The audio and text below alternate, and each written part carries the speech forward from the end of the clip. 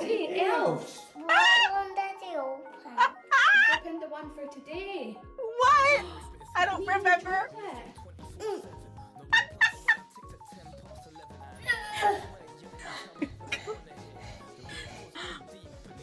That is so naughty. It's so naughty. That's Naughty. Mason's chocolate. Mason's chocolate. What are you saying to them?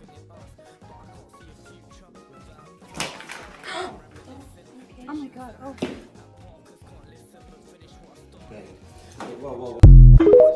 Ow! That is so loud. Okay. I don't know what happened there, but... Hello everyone, my name is Tamashii.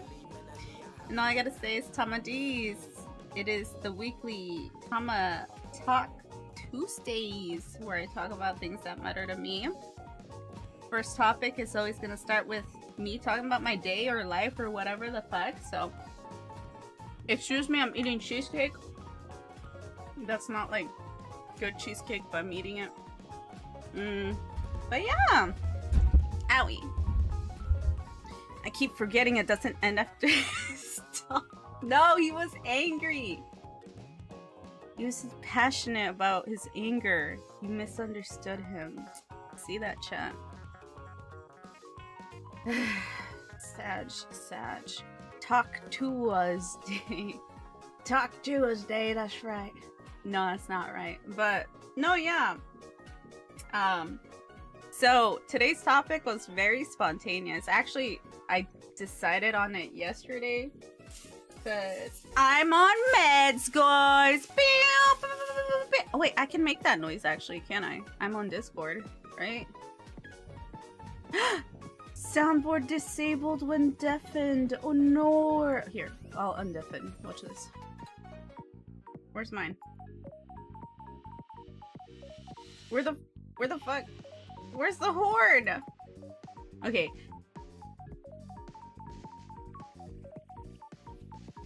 Can you guys even hear that? I don't think you guys heard that.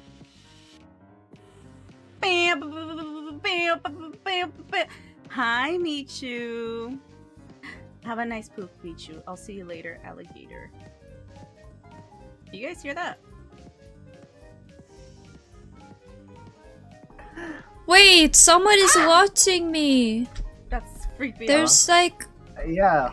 He's yeah, watching people are. me. There's like 8 people. 8 oh, you mean people? You mean game. animals? I Oh, no, no! I thought you meant chat. I was like, of course. So you're streaming.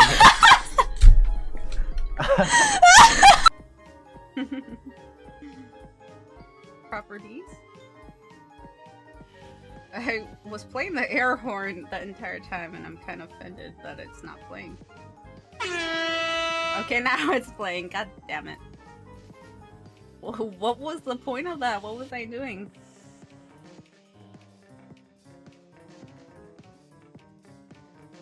Oh, you guys, I am medicated!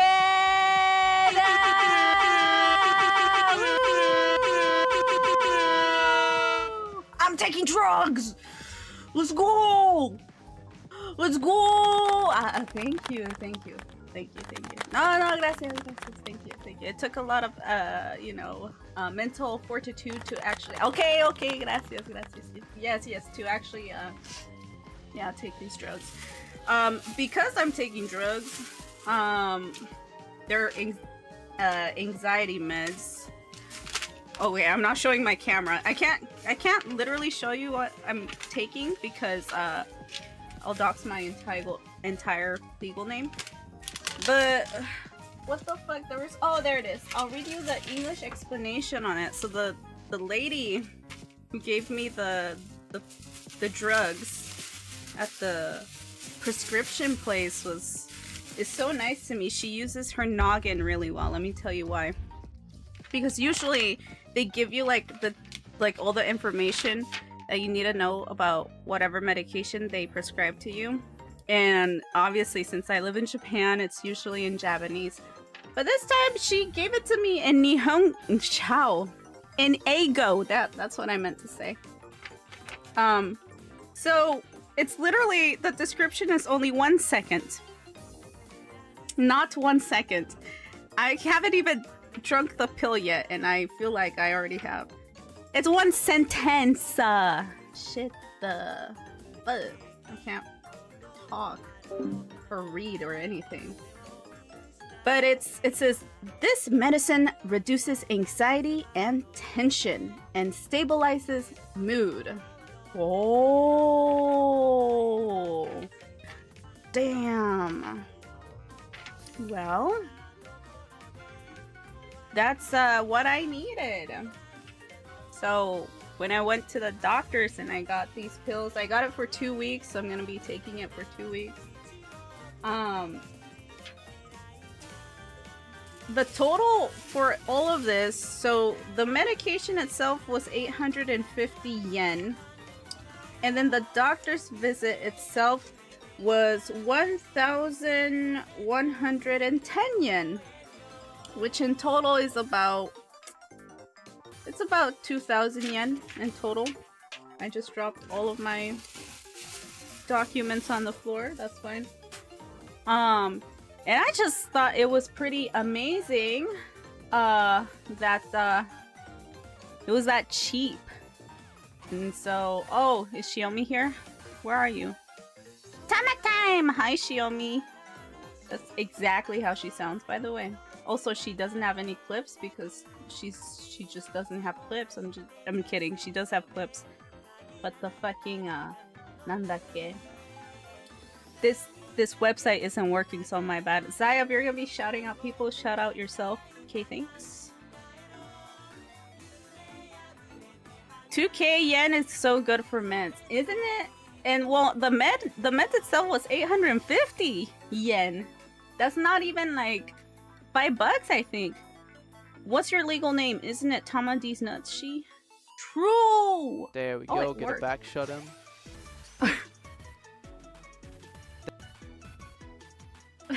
That's it. That's it. Wow, what an honor. We have to see Saya take a back shot. Let me eat cheesecake after I say that. Wow, delicious. I once paid 3k to 4k yen on stomach meds. I never ended up using anyways. I wonder, do you have, maybe my insurance covers a lot of it though, but I don't know if like, you know, sensei insurance and non-sensei insurance here in Japan are different. But still, like, Shiomi, like, come on, I'm American. You know how much I would pay for this shit? Probably like $200. $100 for the doctor's visit, $100 for the meds, and another 100 just for funsies. Even if you are on insurance, that's like, for me, it's a miracle.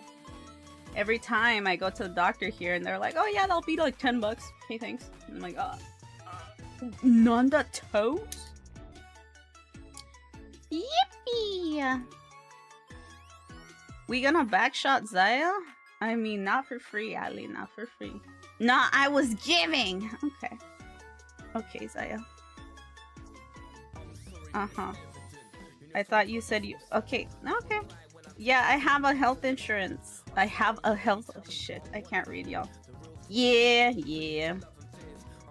Yeah, and, well... I can only take these before I go to sleep. Well, the whole point of me taking them is so I can go to sleep, so... I haven't been sleeping lately.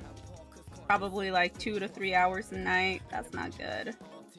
And, well, since I'm pushing 30, apparently...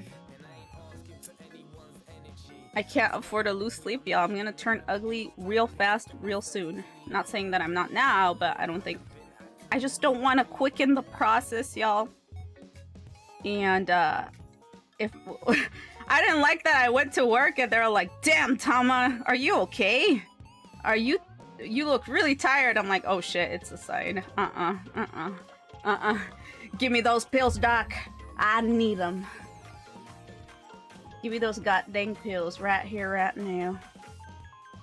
And yeah, it was kind of crazy too. Everyone is sick with the flu, you guys. So like,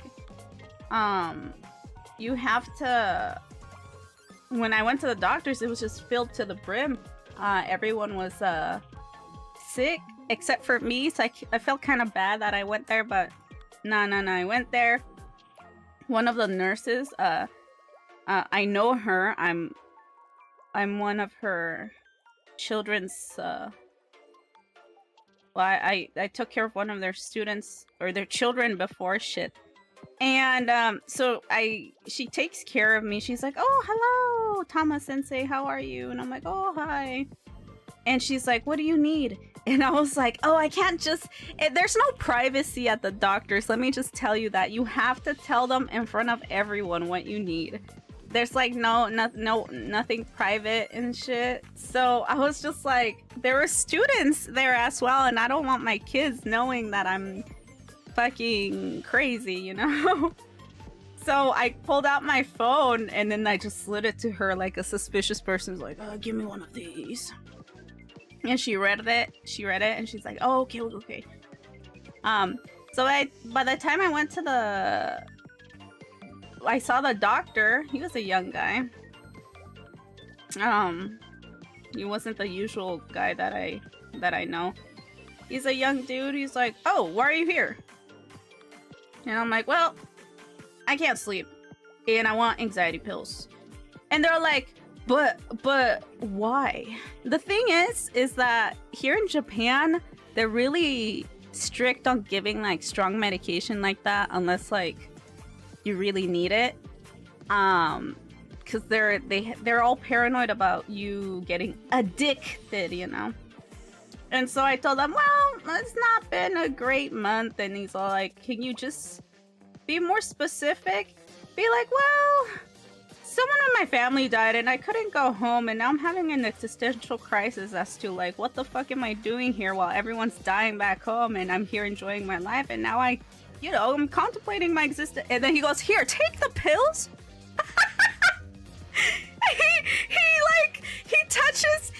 He touches my hand. He's like, "Take the pills, Tama." He's like, "Got that here." And it was funny because like Japanese people don't like, they're not the touchy type. So I was surprised he touched my hand out of like comfort, I guess. He's like, "Okay, I'm gonna give you 2 weeks worth.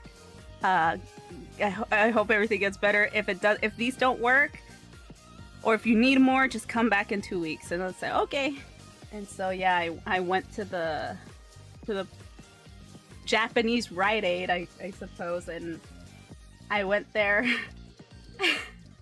I went there and I had to do it again because like then I had to talk to the prescription lady, and she's like, "I noticed that you took these 2 years ago to help with this anxiety that you had." And I said, "Oh yeah, I was just going a little crazy 2 years ago, and I felt like it was my period. That's what I thought, but the doctor said I was crazy and that I needed these pills." I ended up not liking them because I think it was just my period, but after the 2 weeks, I ended up not taking them again. And she's like, "Okay, then what's your reason now?" And I'm like, "Well, I actually feel like I'm anxious this time." And then she goes, "Can you explain? Like, what do you mean?" And so I ended up saying the same thing. I'm like, "Oh, well, I'm having an excess." And she's like, "Okay, bye." I like how immediately they go, "Okay, take." She basically threw it at me. She's like, "Hiya!" I'm like, "Ow, ow." She's like, give me 800 yen, give me $5, and get out of here." I'm like, "Okay, here you go." And then I left. And yeah, I took them last night.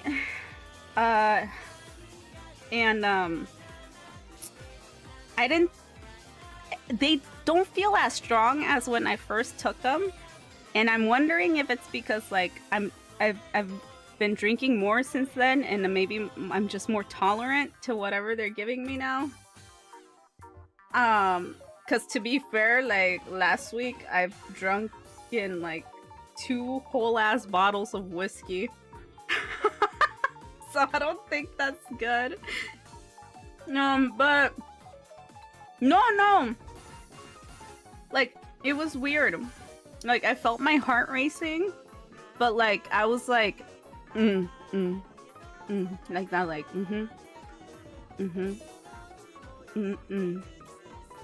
So I feel like that's what, maybe I was sleepy, maybe I got sleepy, I don't know. But I'll take them in like an hour or two. So I just wanted to make a public announcement here on stream. Is if I'm weird, if I am less Tama, if I am less crazy, perhaps. Or maybe if I'm normal, if maybe, what the fuck was that? Maybe I'm normal, maybe I actually become happier, I don't know. Or just not always having an existential crisis. Or maybe I'm just weird and boring. It's because I'm taking... Who the fuck? It's because I'm taking pills now. So, this is my public announcement. Okay, well, I'm trying to daddy chill with these drugs. Hi, Matrix. TamaTalks. Hi, Matrix. How are ya? Hi, guys. I'm crazy. Hi. Take the pills, Tama. You need them more than I do. Juicy. True. That's literally Greg crying emote. Oh my god, you should like draw Greg and then put it as an emote. Why are you crying, Michu? No, but yeah, it's crazy. Let's see what else this English thing says. Oh, avoid drinking while you are on this medicine. Since drowsiness, etc. may occur, do not drive a car or operate potentially hazardous machinery.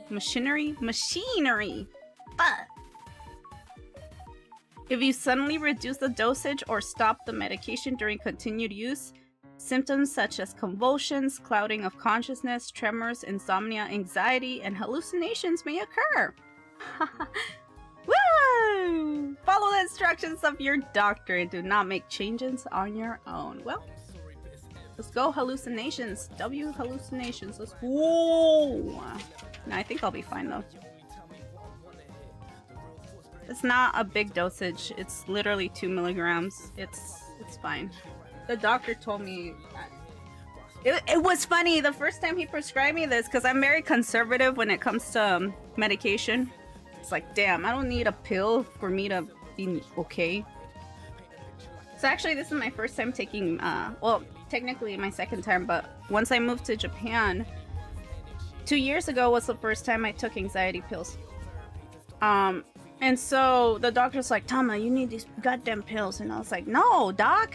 I swear it's my period, dog. Just tell me what period doctor I need to see to help me out. He's like, Tama, try the anxiety pills. And I'm like, no, doc. No. He goes, Tama, this is in America. And then that actually caught my interest. I'm like, what do you mean? What are you trying to say here? Explain. And he goes, Tama. He goes, Tama. No, he does not go like that. Sorry. My brain's everywhere right now. He goes, Tama. The stuff we're gonna give you is not likely to get you addicted or have like anything crazy. This is just 2 milligrams. It's just gonna help you relax. And I've taken it before, and I'm just saying, American healthcare, the whole point, the whole reason they give you meds is to get you addicted. This isn't America, Tama. And I was like, damn. True. And so that he convinced me to take the pills with that little comment that he made. That was so funny because I was like, you know what? That's true. This might be the only time I can get like actual regulated medicine that won't get me like hooked on it immediately. Okay. Now I'm back on it. If it ends up working and if I have I feel like I should take it for a month because I haven't slept for like a long time.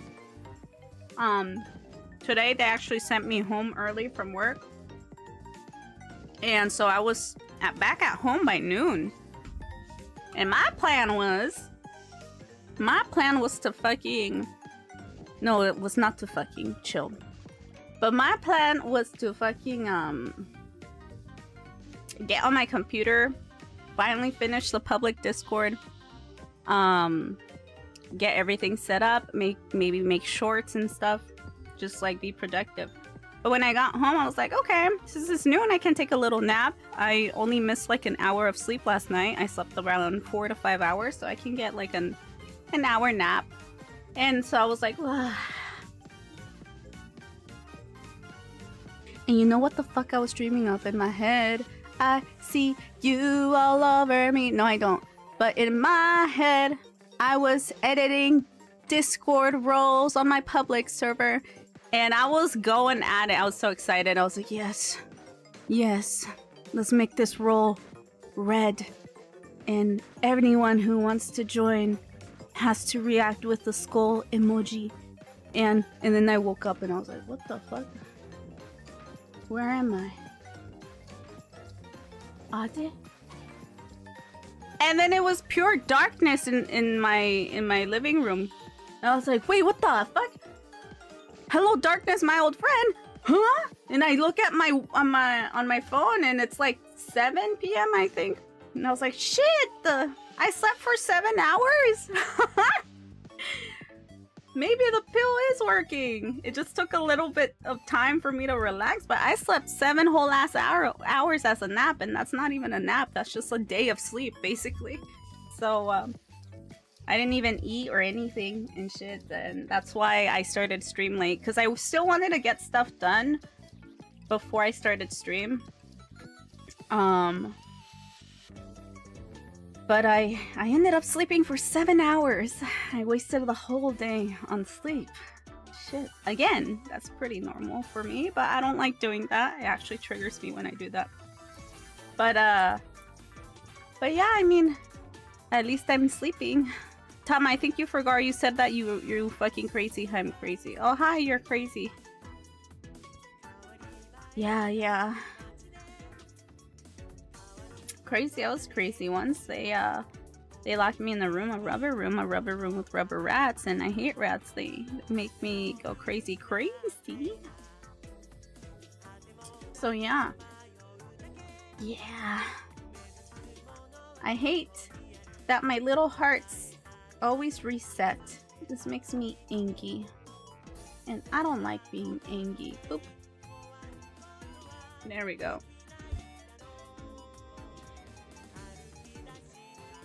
Yeah. So, because, you know, of the pill talk, today I wanted to talk about, I mean, every TamaTalks I'm always going to talk about Palestine. That will forever be a thing. But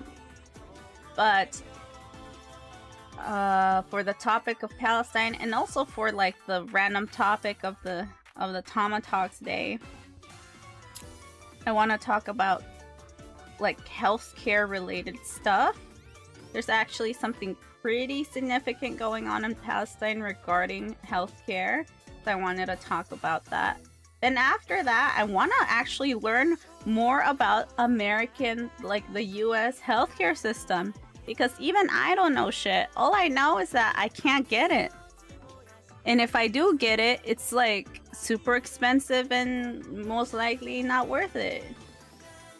They'll probably kill me if I can't afford it either way. So it's like, so I think it'd be good to talk about that today. So we can transition the screens. Let me just give me a second. Let me disappear for a bit.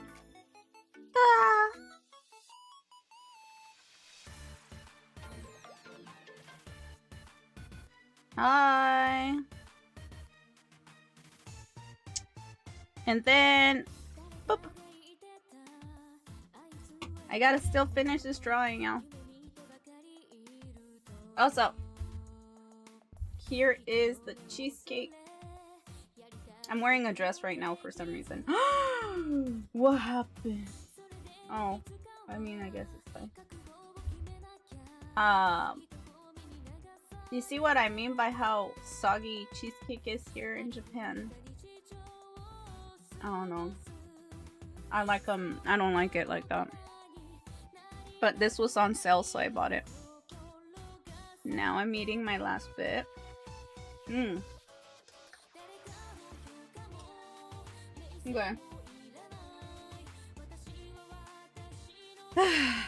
I'm never satisfied with the cheesecake here. Sad. But let's get started with the drawing and with the topic. So, let's do that. Actually, I can't see because the screen is too small. Lamau. Let me make this bigger for me. Okay, so now it's serious time. I'm gonna be talking about serious stuff. I might be a little impatient this time because I feel like lately people, I don't know. It's just like if I tell you to chill a little bit, please chill and use your brain. Grow the fuck up for a bit. Okay. Now, let's start.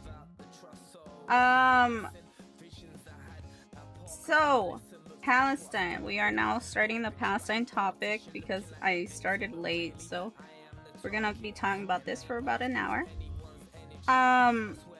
As I draw Khalid and Reem. Khalid and Reem. I keep mispronouncing, my bad. Oh shit. So, as you can see, there's an ad break! Oh well. Thank you, SiriBot, for conveniently putting an ad break right now.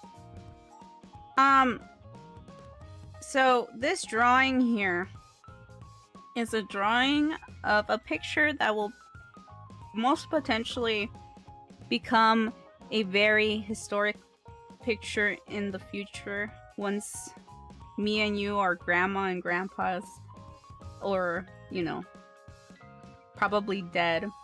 I think this image here will be it will be remembered for a long time as one of those things that is not real, and America has aided in actually killing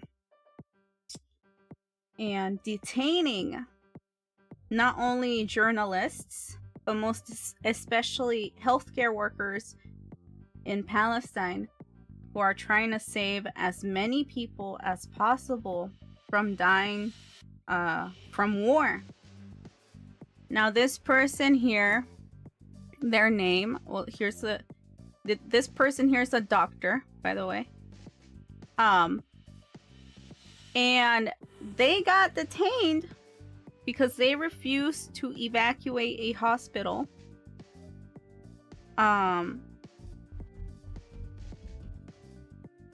They refused to evacuate a hospital for the sake of their patients, because they want to save their people, basically. And finally, the soldiers from Is Not Real raided the hospital, forced this man to surrender from being a doctor, from saving people's lives, and detained him and forced him to walk towards the tank and, you know, detain him. And now he's been missing for a couple of days, I think around 5 days now. And for those who aren't paying attention, the whole world, especially renowned doctors from around the world, are calling for action, specifically towards the government of Is Not Real, to release this doctor and not hurt him, because usually what these people do is they send them to jail, they either torture them to death, they R-word them, they cut off their limbs, take out their eyeballs, beat them up, and then they release them or they kill them. So everyone's biggest fear right now is that they're going to kill this doctor. Next.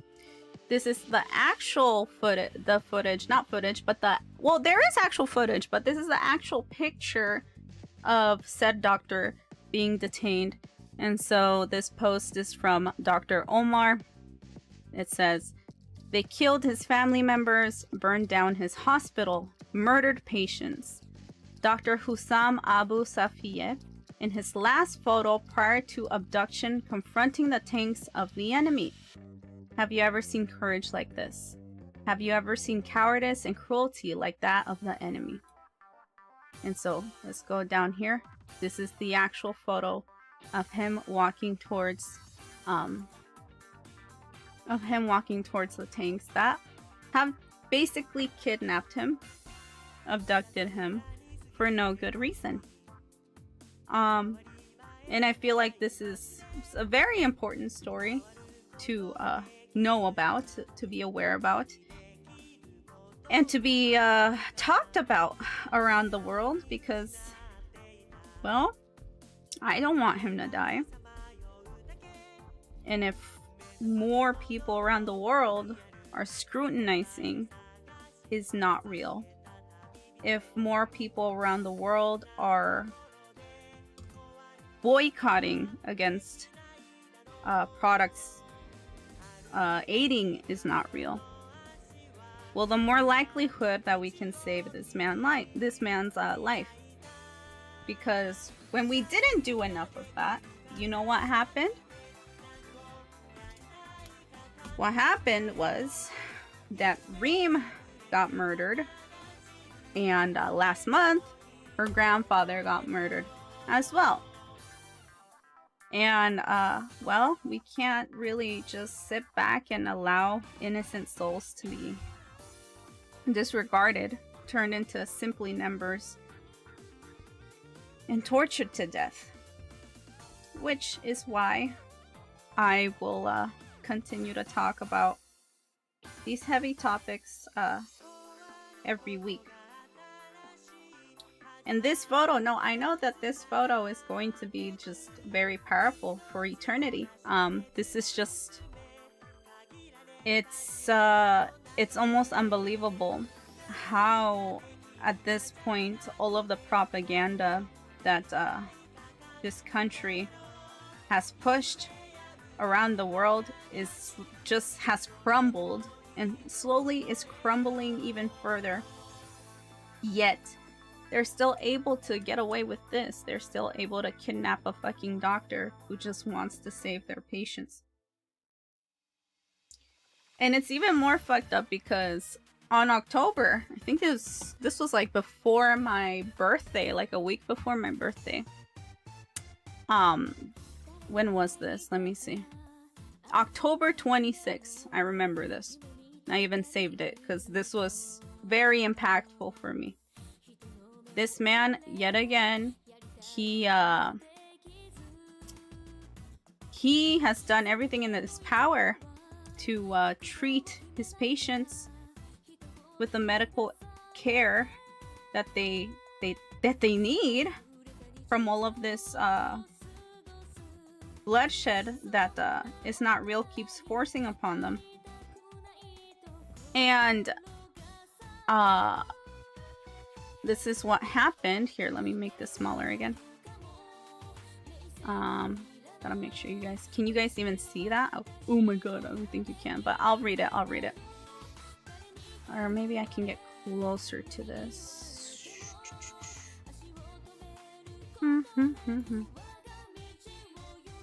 There we go, that's better. Okay.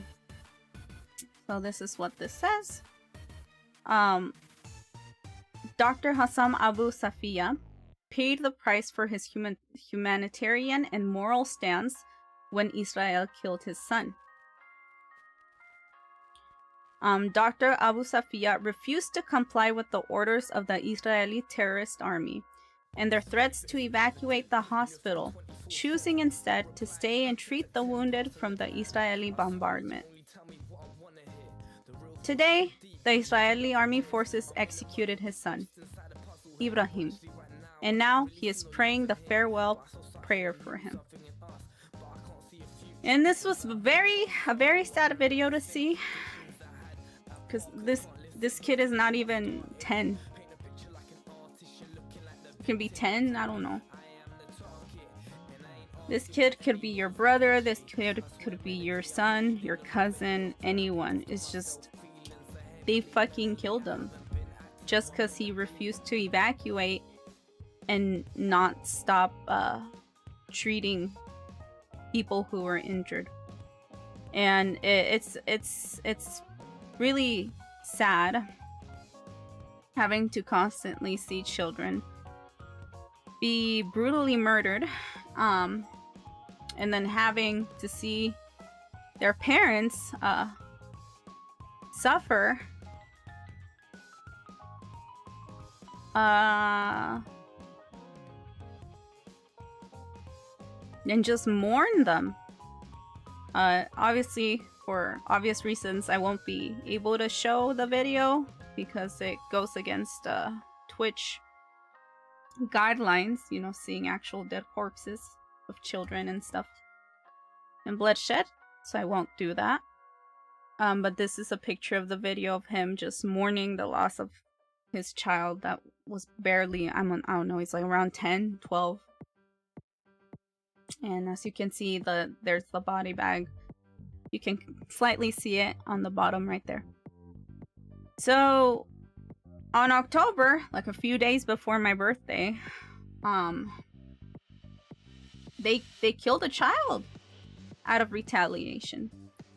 So this man has lost a lot, yet he continued. Even after that, he continued his duties as a doctor, as someone who wanted to save people. So the BDS movement, by the way, a website and an account that you should definitely follow on Twitter or any social media platform that you use, because I'm assuming that they also have like many platforms. I'm assuming they have a Blue Sky or a YouTube or whatever. But the BDS movement, if you don't know by now, is a movement done for it's a movement done to help Palestinian people reach freedom. And the reason why we say this was started a long time ago, before October 7th of last year.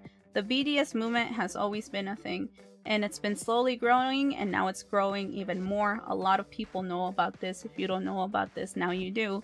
But basically, it's a movement that gives you the top companies that are aiding in genocide. And these are the top companies that you should avoid. And because your money goes directly into killing children and killing innocent families, right? And so now the BDS movement is calling for another movement. Immediate sanctions against Israel, including a comprehensive military embargo. So that means that they're basically calling for our governments to stop giving Israel weapons. Stop giving them aid to murder children, kidnap doctors, murder journalists, doctors, anyone they see. This isn't a choice, but a duty. Sanctions on Israel were voted for by a global majority of 124 states on the 18th of September at the UN General Assembly. And here's the hashtag for that. And I'll retweet that. I realized I didn't retweet that.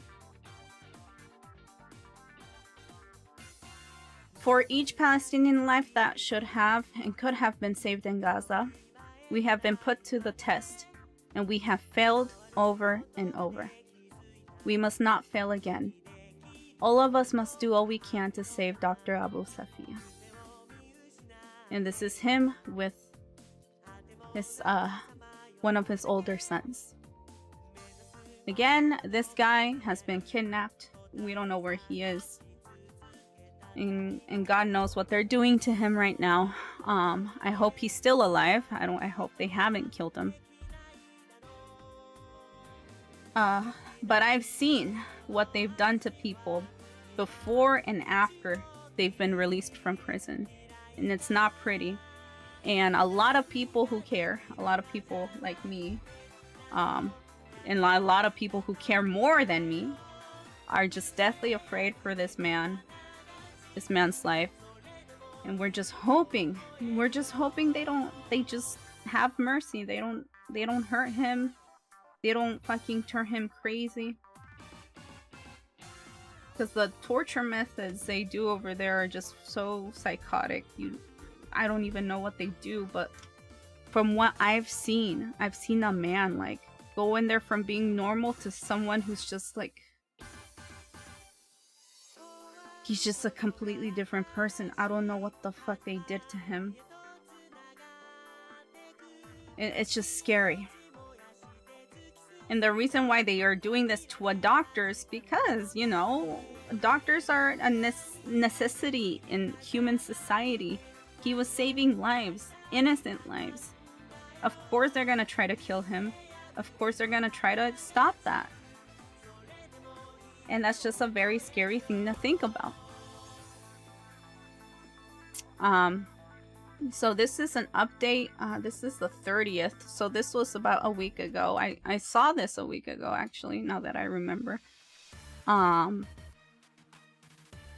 this is a update from Dr. Husam's family. And this is them pleading to us, to you and me, to whoever cares. Let's see what they said.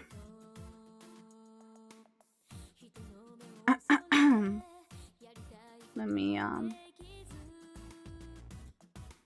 me actually, you guys can't really see it. Well, I can read it. I mean, it's fine. I'll read it. So peace, mercy, and blessings of Allah be upon you all. We are the family of Dr. Husam Abu Safiya. It is no secret to anyone the immense efforts Dr. Husam has made since the beginning of the war to support the only healthcare system for the residents of North Gaza, your families, friends, and loved ones. His more recent effort was after the military operation on North Gaza, following a 84-day siege. During this time, they endured the harshest trials, including hunger, oppression, bombardment, and threats, all for the sake of the patients. Tragically, he lost his beloved son, Ibrahim, and he himself suffered severe injuries. It should be noted that my father is still affected by his injuries to this day. We do not know the fate of our father. We appeal to you to take action, raise awareness, exert media pressure, and produce reports to pressure the occupation for his immediate release. Our father is now suffering from the extreme cold. You have all heard from eyewitnesses who were recently released about how my father was forced to strip off his clothes, including his medical coat, and was used as a human shield.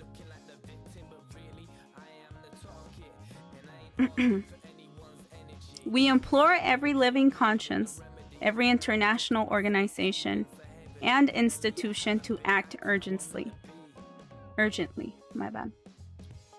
is also worth noting that we hold Kazakhstani citizenship. And they're saying that in hopes of that place that the citizenship that place is from is willing to help them. Hashtag do not normalize the scene. Hashtag Dr. Husam is in danger. Please share the story as widely as possible. And so that is why I am also speaking of this, because this story should be shared as widely as possible as well. So what can you do? And I also follow, well, on my personal Twitter, I keep forgetting that I'm not following most of these on this specific one. There's some accounts that I try not to follow. I follow it on my personal Twitter, however. And then I send whatever I can react to on stream to myself on Discord. But it's because there's a lot of gore that I don't want people to be forced to see. I feel like you should still see it so you can see the reality of things, and hopefully pushes people to act like it does to me. But I don't want to traumatize people either. I think people's motivation for empathy of those outside their social sphere is something that an individual has to proactively choose for themselves or proactively ignore. But I also follow the BDS Japan because Japan is as involved as they are in this genocide as any other country is. I mean, so this is like the Japanese descriptions of what companies you should be boycotting. These are the main companies that you should focus on solely before focusing on anything else that you see on Twitter. But obviously you and me cannot read. But I tend to share these because I have a lot of Japanese friends. But let's go to the English ones. And this is from, Christmas Eve. So the BDS movement has updated our priority targets, pressure targets, and organic campaign targets. So am I following? I am following. Let me see. No, actually, I'll save this just in case. So, again, I spoke about this last week, I think. No, not last week. The week before that, I did speak on the BDS list. I urge you guys to check that website out. Just put BDS movement. It should be the first thing that pops out on Google. So boycott these companies now for their complicity in Israel's occupation, apartheid, and genocide against Palestinians. Priority boycott targets of the BDS movement. These are the big companies, Chevron, a lot of oil companies, a lot of car gas companies, which is, I mean, it makes sense. Chevron, Caltex, Texaco, Intel, Dell. This is hard. These are pretty difficult. HP as well, since these are computer parts that even I have used before. I think, what is my like nandake? Is it called RAM? Is that what it is? Like the memory thing? That memory stick? What's it called? I have the i9, something i9, Intel i9 or whatever. I bought this thing a long ass time ago, but for example, like as for me, I have to decide if something were to break in my computer, right? And if I were to replace computer parts, would I still want the best option out there for my computer parts for the sake of, me streaming? Do I feel like consciously am I good with that, or is it possible for me to find something else? And then that's where I make the decision whether I'll do that or not. Dell always sucks, so I don't think there's a loss in that. HP also sucks. I don't know, I just had terrible experiences with those. They suck. I don't know what these are. Siemens Remax. SodaStream is very popular in Japan, but I still don't know what it is. But, I mean, I don't know what it is. If it's popular in your country, like, avoid it. Disney Plus. Now, Disney actually has donated so much money to the military in support of the genocide. So, Disney is a no-brainer. I think that's one of the easiest boycotts anyone can do. If you were really desperate to watch a stupid Disney movie, then fucking pirate it, I guess, but I don't see any logical reason other than pure willful ignorance as to why someone shouldn't just stop supporting Disney because they have been donating so much money to the military. And I'm just saying, I've seen dead kids wearing an Elsa shirt, you know? And it's just so fucked up because it's like, yeah, the people who created that movie paid for your death. It's just a very sick, disgusting. I don't think I look at Disney the same way anymore. Same goes with food, actually. And these are pretty difficult to go after. I just noticed my mouse is not showing. My bad. But these are pretty difficult to go after. Wait, I wonder if it shows here. No, it doesn't, huh? Does it show here? No, it doesn't. Oh well. No mouse. No, wait, go back. I like it big. So these are priority ones. Pretty difficult, I think. But these are pressure targets. The pressure targets means you should apply as much pressure as you can. Because you know how difficult it is to go against the fucking Google? As an average citizen, that's not an easy thing to do. And it's not like you and me can just like stop using google.com. That's unrealistic. So what it means by pressure is actually it's specifically for the workers there. You know, the people who are designing the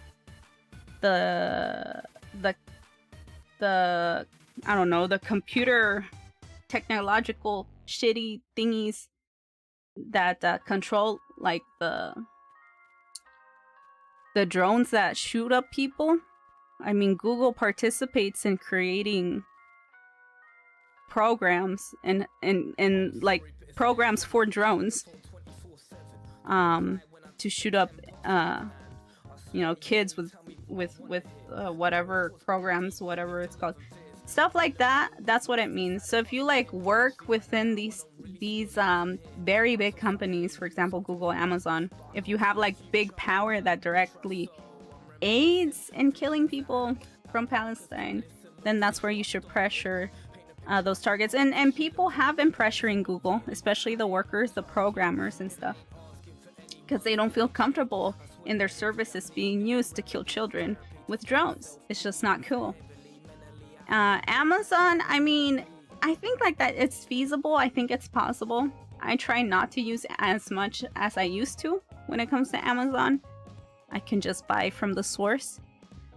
But again, these are pressure targets. It's just like push. People with actual power need to go against these companies. Airbnb, however, for me personally, and booking.com, I suppose. Oh, and Expedia. Actually, those are pretty easy to if you're a traveler. I mean, I live in Japan, so but especially Airbnb is super popular in Japan. It's like one of the best ways, specifically in Japan, by the way, to get just a whole entire house by yourself. And for an affordable price in Japan, such a good deal. And I mean, a year ago, like during April, I think, I went to the sea randomly. I went to go see the sea, and I rented a random ass house on a hill where I could see the sea in the sunset, and it was just so beautiful. But now I have to sacrifice that, right? Like, I just have to sacrifice that. For me, it's like a no-brainer. I don't think I'll be able to go back to that house. And my plan was to go back to that house because it was such a beautiful view. Unless I contact the owners and be like, hey, can I pay you some other way, not through Airbnb? And if they're kind enough to, you know, to be like, no, yeah, we can do that. If you can pay us, like, out of pocket, or I can send them through PayPay. There's a specific app in Japan where I can just send the money through PayPay. But if I tell them, hey, I'm not comfortable using Airbnb services because they're killing the people of Palestine, and I know people who are suffering from the Israeli occupation.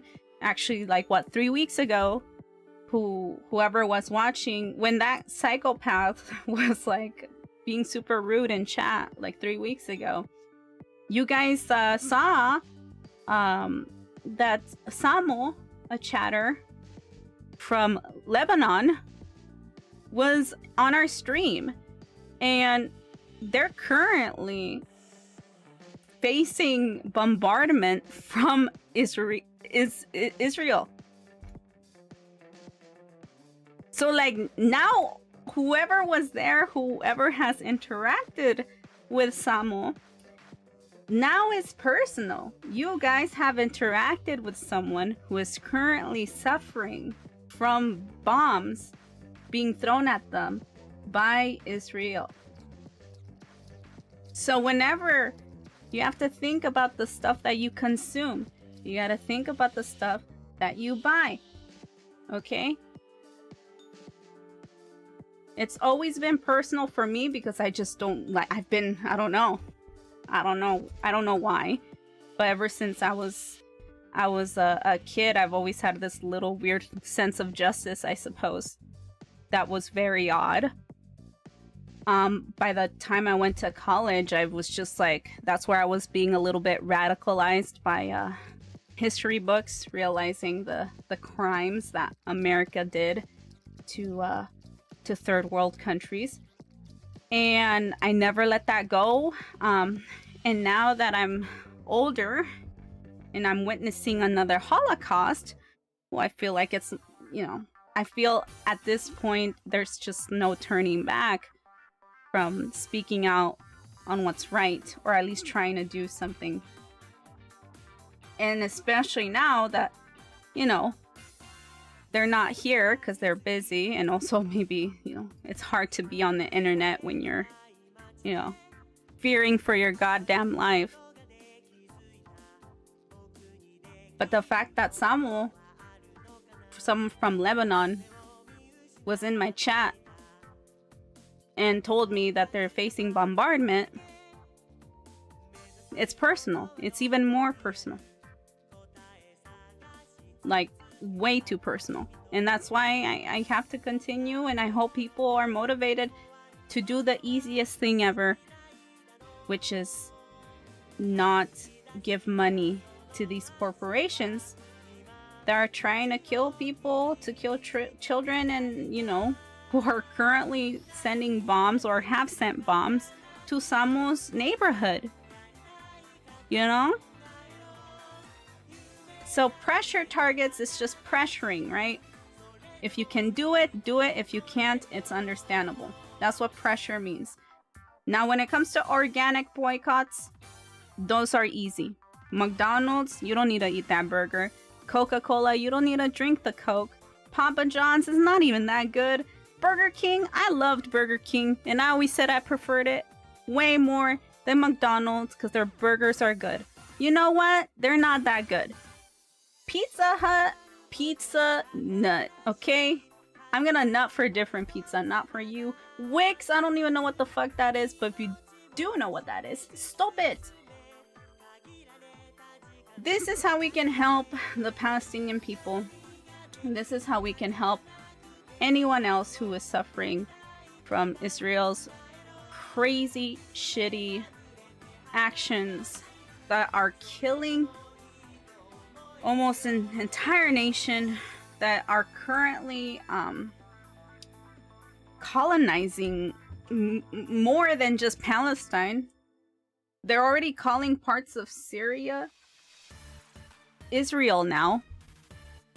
It's crazy. It's just like, we can't normalize that shit. And if you want to help this man, if you want to help this doctor, the best thing you can do is talk about his story when you can, if you're inspired to. Because what if a doctor who has power hears that story and is willing to put more eyes on this and hopefully convince the IDF to not fucking murder this doctor. Do it for his son who's still alive. Do it for his son that unfortunately, where is this picture? Oh, it was here. That unfortunately was murdered because he refused to stop treating patients. Do it for his family, do it for everyone else, do it for Reem, and do it for Khalid, who are now both dead. We can't let these people keep dying in vain. And if you want to do something, the easiest, best way to support these people is by not funding their deaths. And by not funding their deaths means by boycotting all of the, not all, but if you can, at least boycotting the organic boycotts, the food ones. The rest, if you can, do it. But the organic boycotts, these companies are funding it. And if you buy it, then you're funding it too. So, that's how I'm gonna end the Palestine segment. Please pray for Dr. Hussam. I pray that he survives and is mentally and physically okay, and he survives this and is still able to, you know, be mentally sane after whatever they're gonna do with him. I pray that they do nothing to him. Okay. At least if they're gonna detain him, I hope they don't do anything to him. And I hope that they undetain him soon. And I hope that the media and the governments do the best that they can to convince this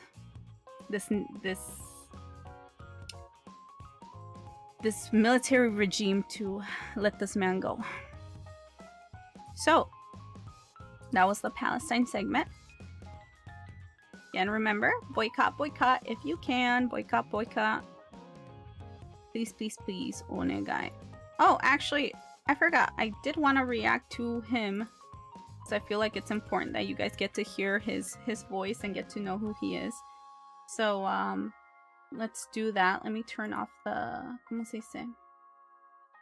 Let me turn off the music. Boop. Now, here's the YouTube. What is this called? Israel? Okay. Hopefully you guys can hear that.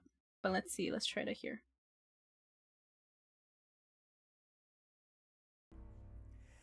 Footage filmed by the Israeli military has emerged, showing the moments before the director of Kamal Adwan Hospital in northern Gaza was detained on Friday. Now, this video released on Israeli media show his interaction with Israeli forces as they conducted a violent raid on the medical facility. Hussam Abu Safir's whereabouts are now unknown. The footage also captures his efforts to help move hundreds of patients and medical staff to safety. The Israeli military ordered everyone inside to flee with only a 15-minute warning. 15 minutes. Oh, that is very loud. I'm gonna read that. Is there anyone left inside? No one is left in the building. The whole hospital is empty. Well, the army bombed and stormed Kamal Adwan Hospital on Friday, leaving it completely out of service. Hundreds of people were detained during the raid and later released. Many of them described the abuse suffered at the hands of Israeli forces. Sami Al-Aryan, he directs the Center for Islam and Global Affairs at Istanbul Zaim University, and he joins us now from Istanbul. First of all, let's go back to these pictures that we've just been showing of Dr. Hussam Abu Safir negotiating with the Israelis as he comes out of the Kamal Adwan Hospital, shaking a soldier's hand in the tank. Why was he then arrested? Yeah, why was he arrested? Well, certainly Israel has broken every rule and convention in the book regarding war zones. Israel is not interested in any kind of negotiations. What Israel is interested in is to bring the Palestinians to their heels, is to empty northern Gaza, and they've been doing that systematically. And the final straw is to burn basically the hospital, arrest its medical staff, eliminate and kill and burn some of them, and now arresting the director of that medical facility.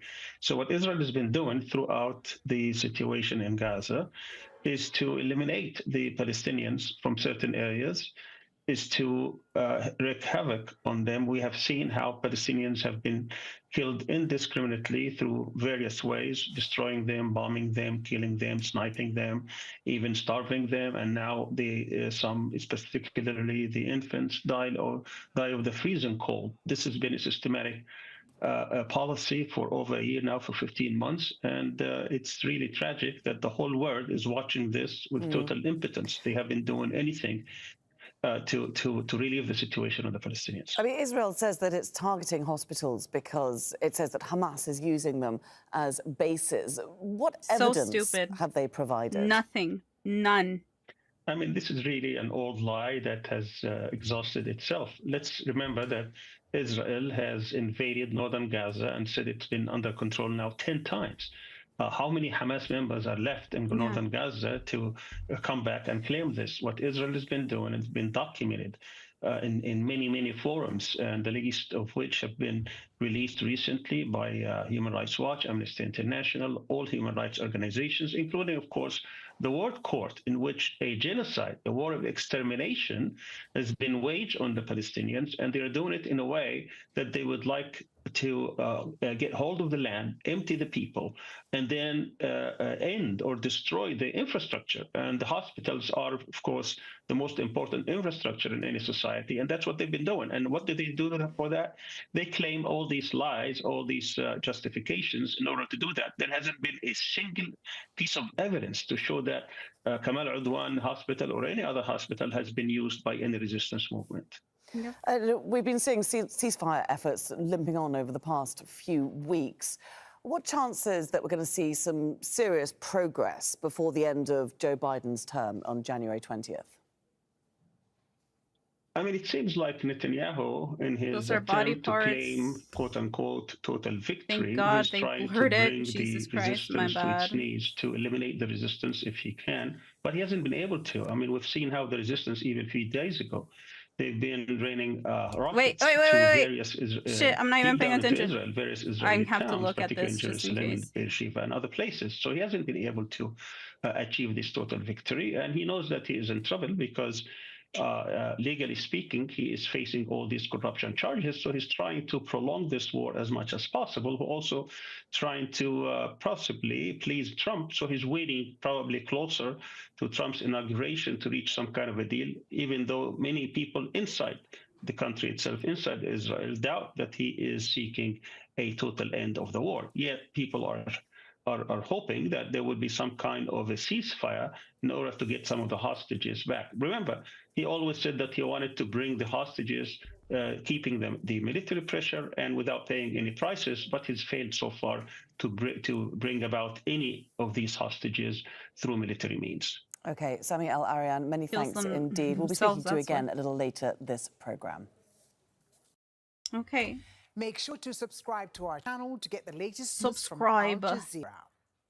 So, yeah, that is the news report on that. I didn't even know that the doctor... Well, I mean, it's pretty obvious. Israel has a lot of communication with all journalists and medical professionals because they have to... Because, guys, since it's a war crime, by the way, it's a war crime to attack any civilians, let alone any medical people, healthcare workers, journalists, because they're protected by international law. So there has to be documentation of them coordinating where they can bomb and fight and whatever, and telling people to evacuate and shit.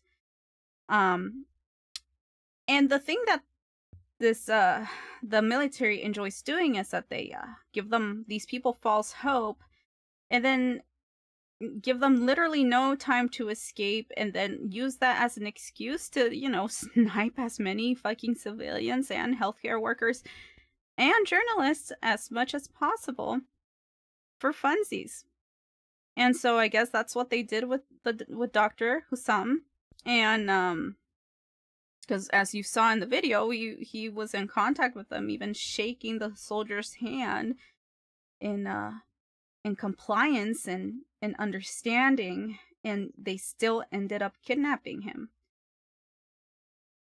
So it's just very contradicting.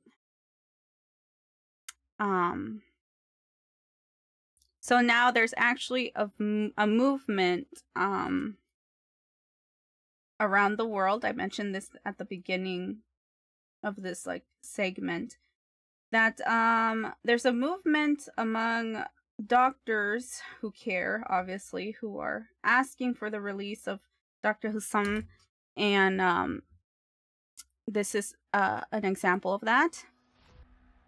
So they're demanding Israel release Dr. Hussam Abu Safia, the director of Gaza's Kamal Adwan Hospital.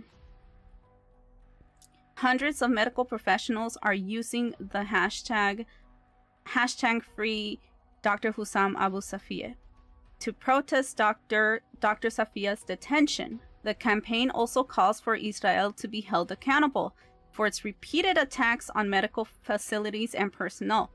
Medical staff and students shared images of themselves online holding a poster with the campaign hashtag, and shed light on the plight of Palestinians in Gaza. Many medics from around the world participated in this campaign, including from Egypt, the UK, Brazil, and Canada.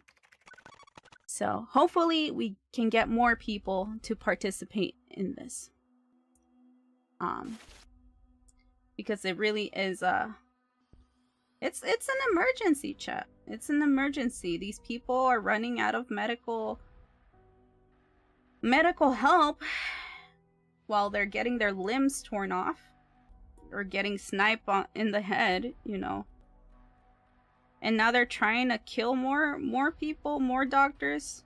It's just not, we can't keep letting this happen.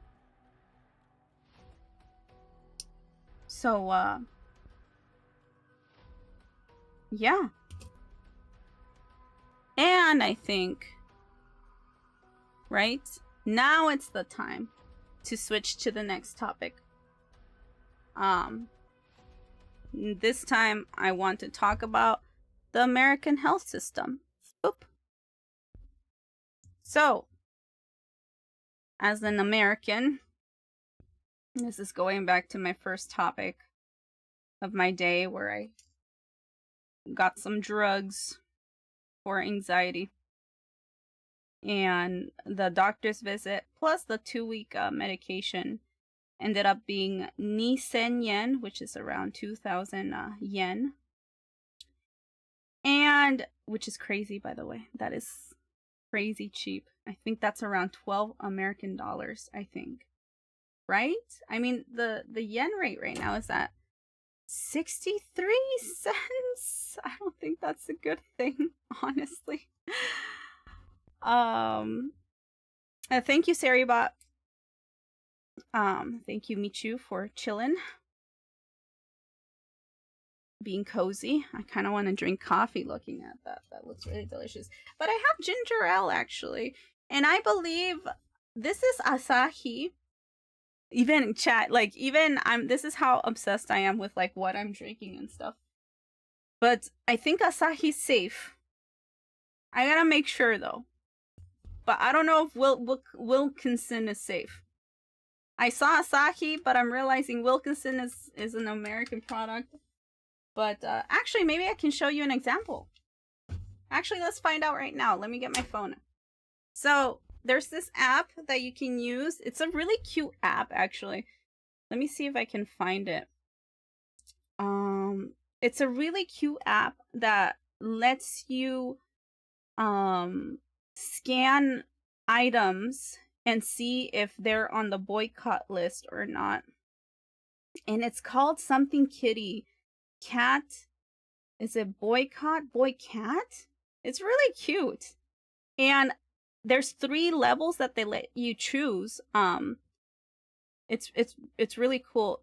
It chooses, I just want to boycott the essentials, or I want to boycott like medium. There's like 3 different levels: extreme, medium, and just the essentials.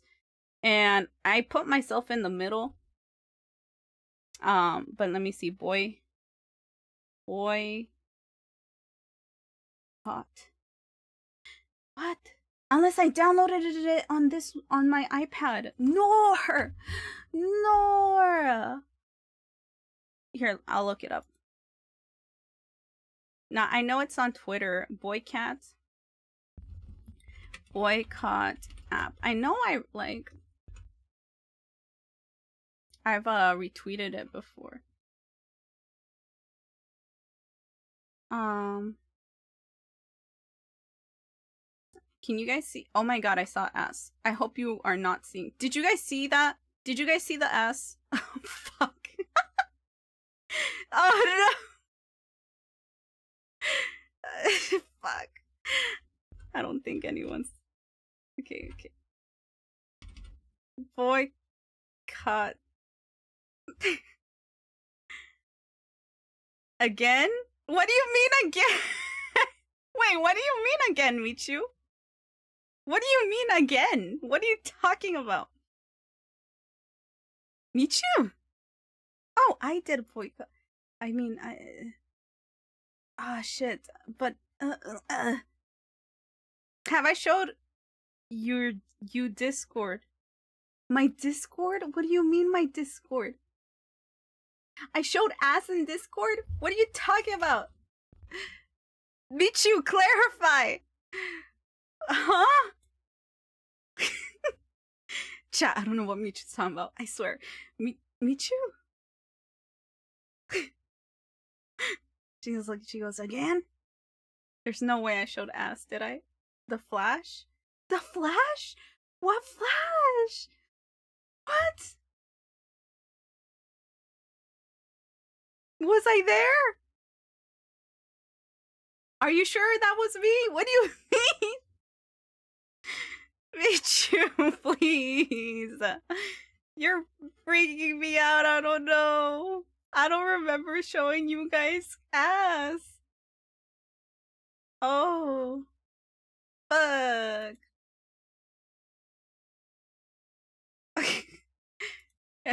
Oh no. Boycott. Cat? Or app?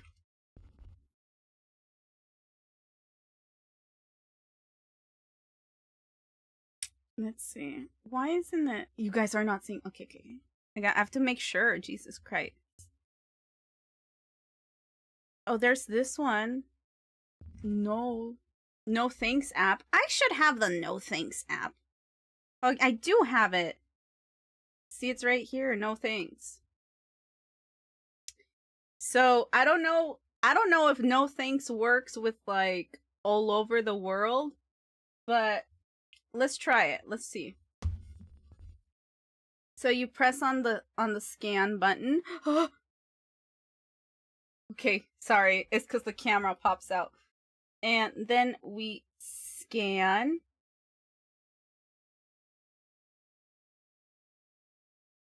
Now it says no information is.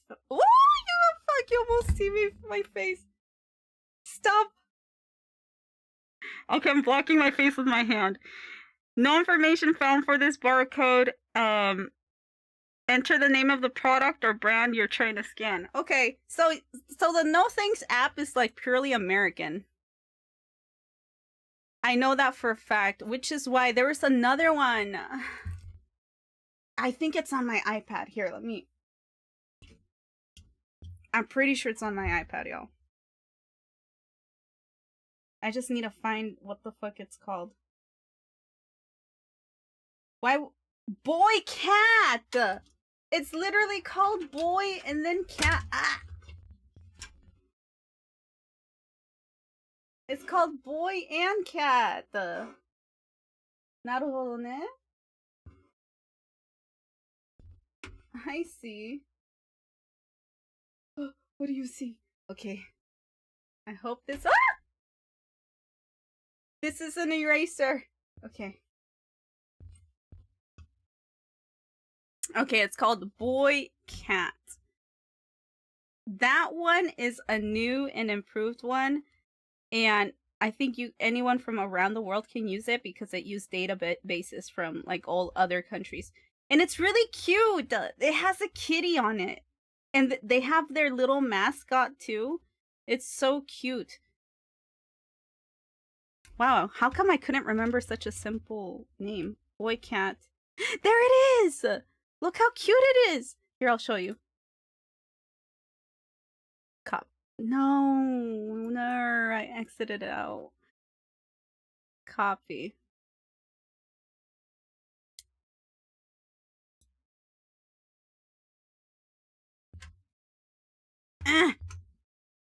This one. It's a little kitty. Boy cat named official partner application for the BDS. Yes. So I'm gonna download it real quickly here. Because it actually was really convenient when I was trying to buy energy drinks. Because I really was tired and I'm like, you know what? Let me get an energy drink. And I didn't know if Monster was on the boycott list or not. And it's not on the BDS one, but it is in a more broader sense. If you just really do not want to support any company that supports Israel, then this app would help. So here it is. Look at the kitty. It's so cute. He says hi too. Look, he's waving and stuff. He goes meow. Look at him. He says hi. And so I press start scanning. Allow for camera permission. So let's try this again, since this one's more worldwide.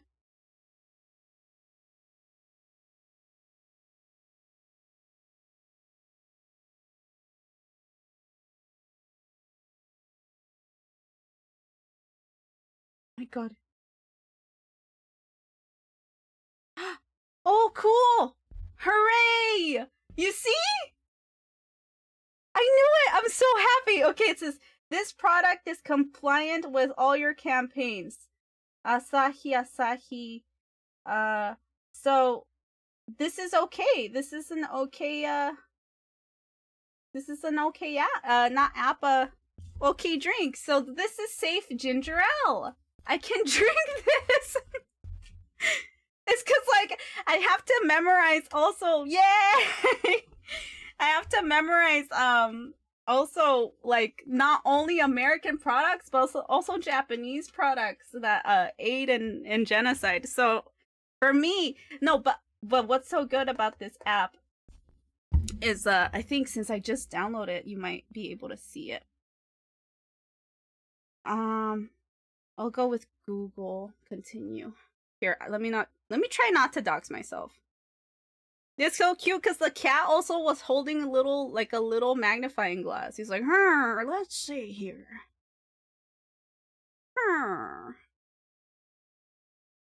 But let me show you how it works. I think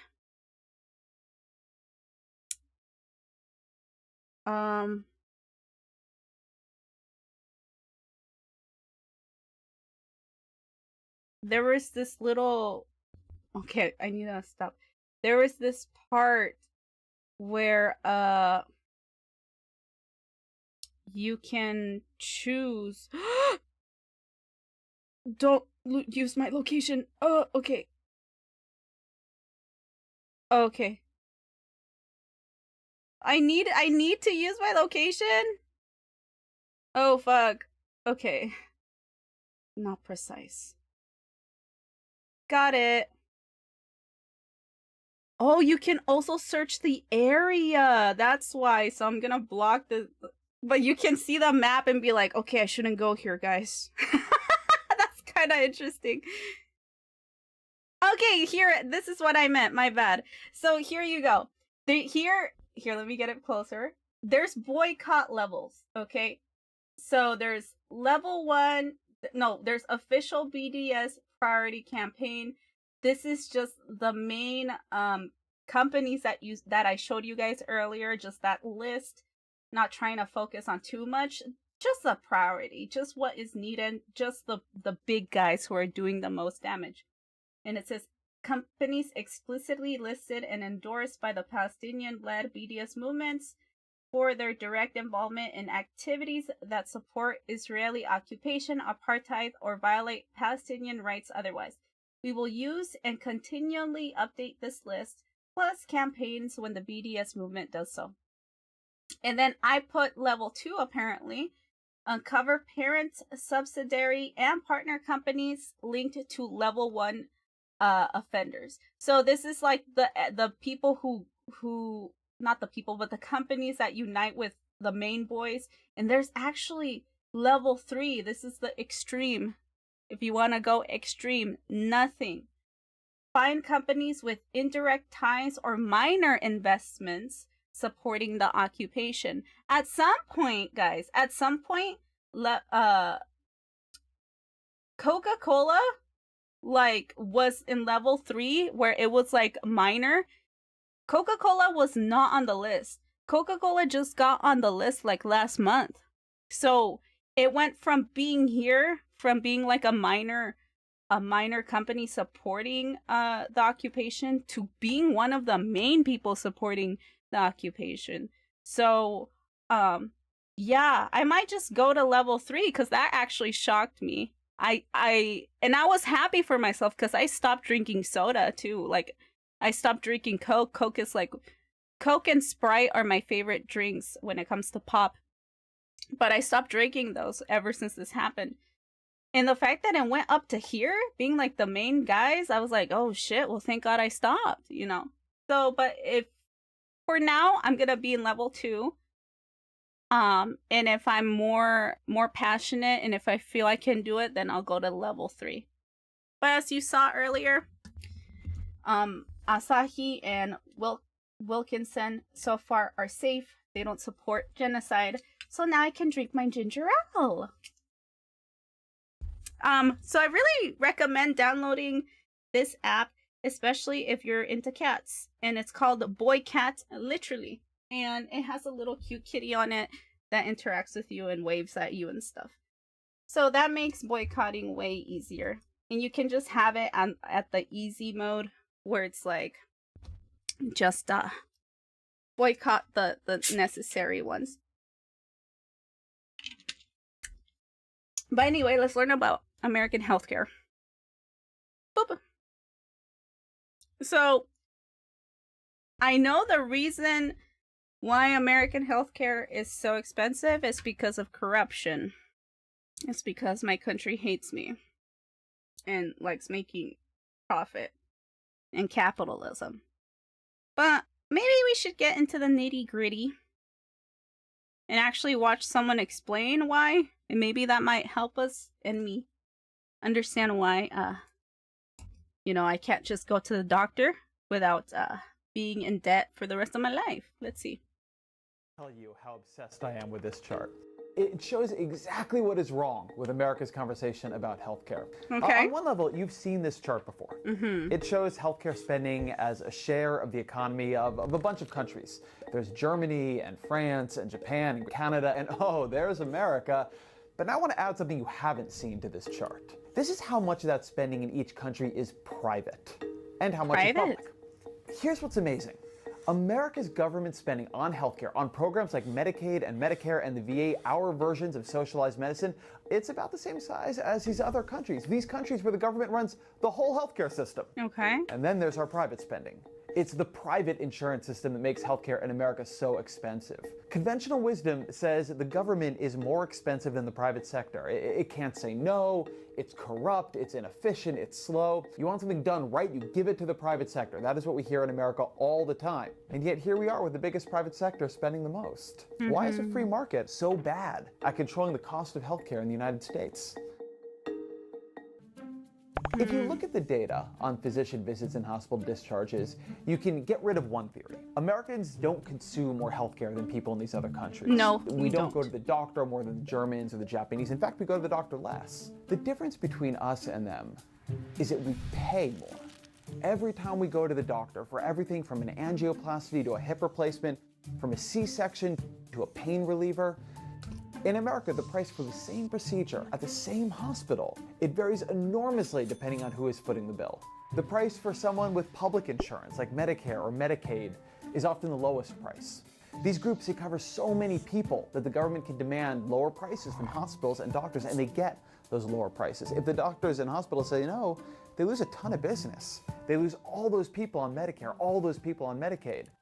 But there are hundreds of private insurance companies, and they each cover far fewer people than a Medicare or a Medicaid. And each one has to negotiate prices with hospitals and doctors on their own. And if you're uninsured, you have even less leverage. Nobody is negotiating on your behalf, so you end up paying the highest price. One study found that most hospitals charge uninsured patients 4 times as much as Medicare patients. Oh shit, yep. Other countries, they don't have this problem. Instead of every private insurance company negotiating with every healthcare provider, there's just this big list. Country, the central government, they go and they say, if you want to sell to us, to all of our people, then here's what you can charge for a checkup. Here's what you can charge for an MRI or a prescription for Lipitor. Oh, and so wow. then whether that bill goes to the heavily regulated private insurance companies in Germany or directly to the government like in the UK, each country is telling the doctor or hospital or drug company how much that bill will be.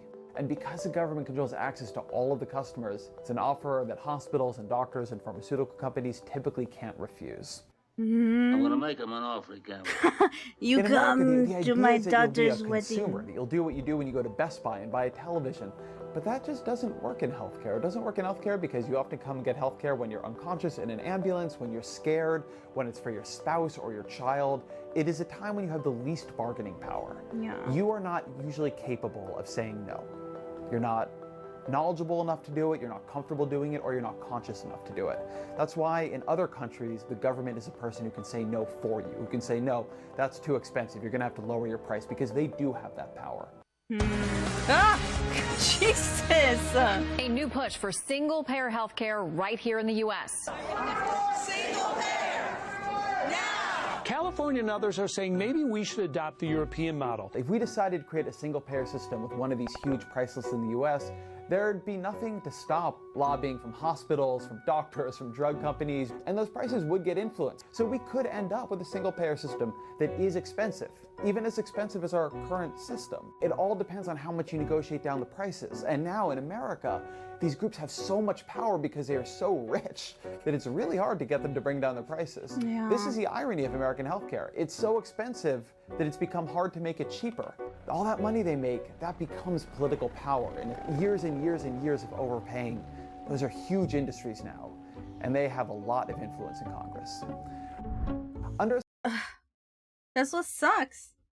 It's like literally the only reason why I can't go to the doctor is because of fucking corporate greed. And then, well, I mean, I can't even say much because apparently you'll get taken to jail now if you say stuff that's making fun of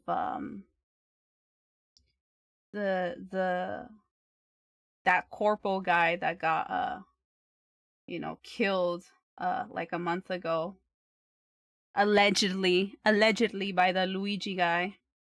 We don't even know if it's him. Allegedly, by the way, I don't even know if it's that guy. But it's just so fucked up. No, I got really sad today yesterday when I went to the doctor's, and my medication plus the doctor visit was total $12. And you guys saw the numbers here, like getting pills for, I don't know, something was like around almost $300 just for pills. It doesn't even include the doctor's visit. It's just it's crazy. It's fucked up. And now this guy's telling me that the prices are so high that, fuck. That's why they can't go down, because they just made so much profit and they gave these people so much political power.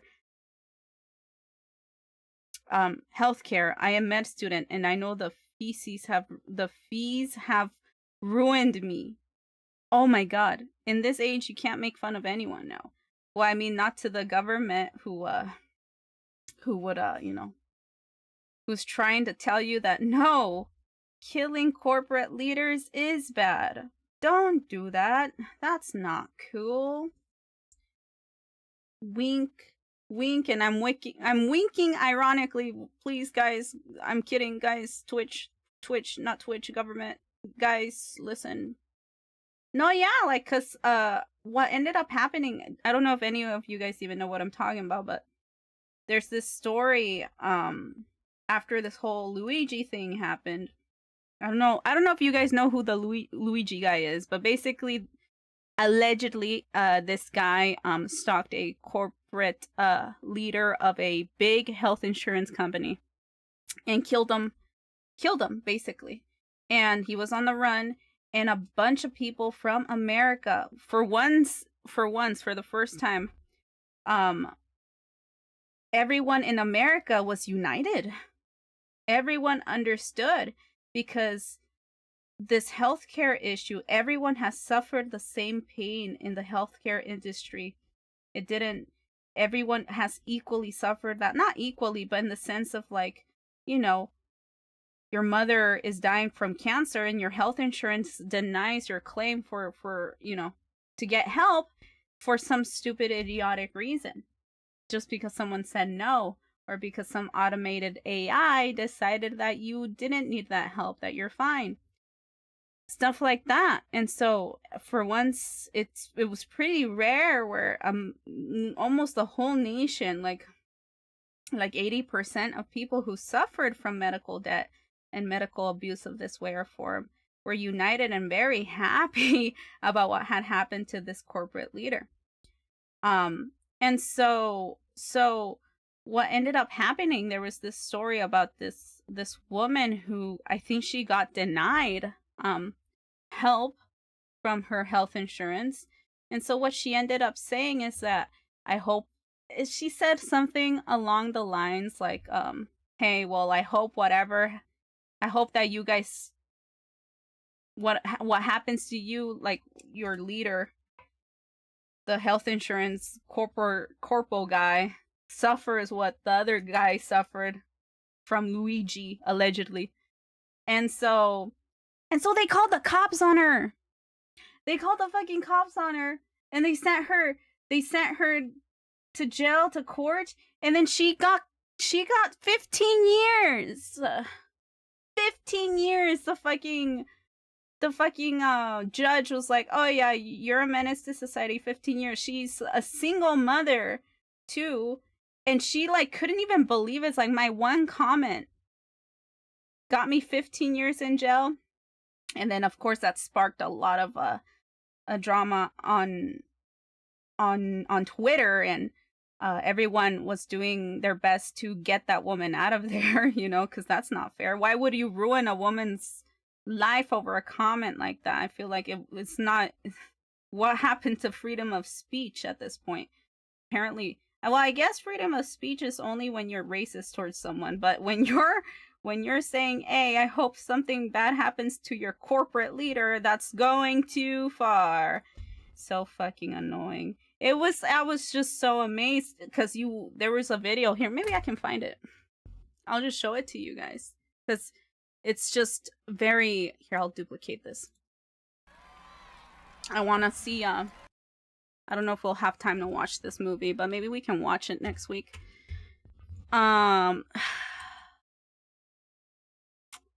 Woman goes to jail for healthcare comment. What would I write? Yes, I found it. Controversial arrest of a Florida woman accused of threatening her health insurance company. According to an affidavit, 42-year-old Brianna Boston called Blue Cross Blue Shield on Tuesday about recently denied medical insurance claims. Authorities say at the end of the call, the mother of three said, quote, delay, deny, depose. You people are next, close quote. Remember, CBS News confirmed the words delay, deny, and possibly depose were written on those shell casings and bullets found at the scene of the United Healthcare CEO Brian Thompson's killing. The FBI was alerted about Boston's comments, and local police arrested her later that day. She is now charged with threats to conduct a mass shooting or an act of terrorism. No. Yesterday, Boston appeared in court where the judge set a very steep bail. Listen.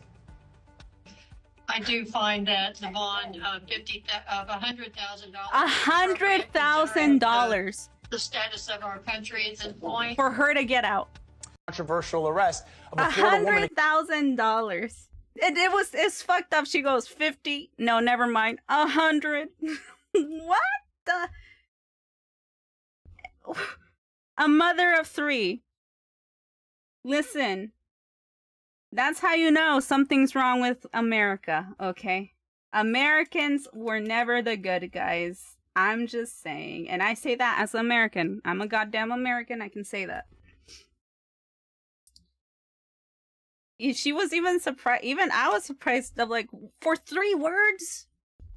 And then they claimed that she was gonna do a mass shooting. How come they don't say that about like the guy who called me who said a slur towards me?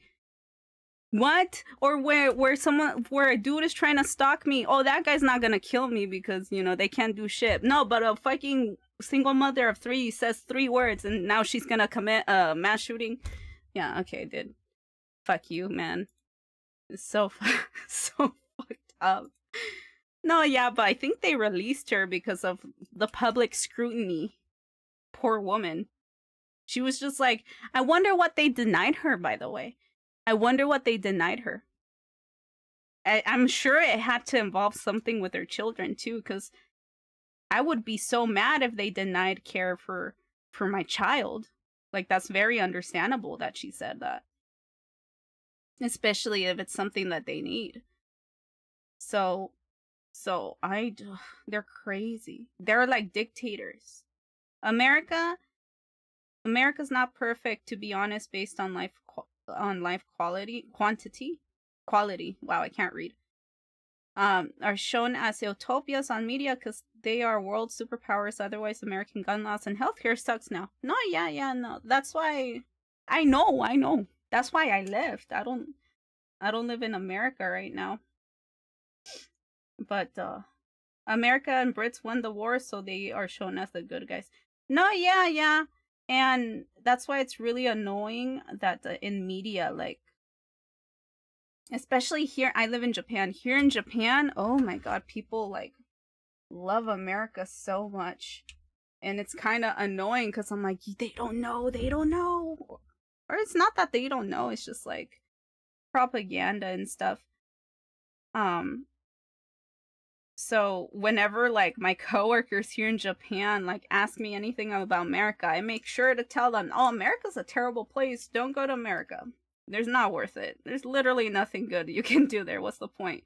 Maybe, I guess, visiting friends, but nah. Imagine if you get in an accident in America and you're a foreigner. You're fucked. You're screwed. Especially if, like, your doctor's racist. You're gonna die. Don't go to America. My dad has been denied care simply because he's Mexican, he's brown, and the doctor just, like, refused to give him medical help. What are we supposed to do? What the hell do you think of yourself? What the hell do you think of yourself? I always search good in bad. I also search bad in good. What's up? I'm a very good bad boy. You're a what? I'm a very good bad boy. What? I'm a very good bad boy. Oh, thank you for telling me you're a very good bad boy 3 times, Hera. Hera Lilium. That's a fun name, actually. Hera Lilium. Hey, Hera Lilium. Ay, well, thank you for following. We're talking right now. We're in the 3rd topic. I think you can see on my. Is it down here? Down there on my title, the 3rd topic is randomly American healthcare system. We're just reacting to videos explaining why it's so goddamn expensive in America to get, like, basic medical help, and we're chatting about it a little bit right now as I draw some victims of Israel's occupation right now. So I'm also drawing at the same time in hopes of encouraging someone to donate to my fundraiser. I can't. But the fundraiser somewhere, if you guys have like $1 or something you want to give to Palestine, you can do that. But for now, I'm just drawing and reacting I also dreamed of going to America. I learned English because of an American and English songs and media. No, yeah, a lot of people, their dream is to go to America, right? And they don't really. The only thing they learn about America is the media, is how cool the media is. But not many try to like dive deep and actually learn the history of America. And if they do learn the history of America, it's usually the wrong history of America. I feel like a lot of people who do end up learning about it are they kind of get their dreams crushed a little bit, so it's very unfortunate. But I think it's important we know this stuff, because if all the terrible stuff that they've done to other countries / people have happened before, what makes you think they won't do it to you, right?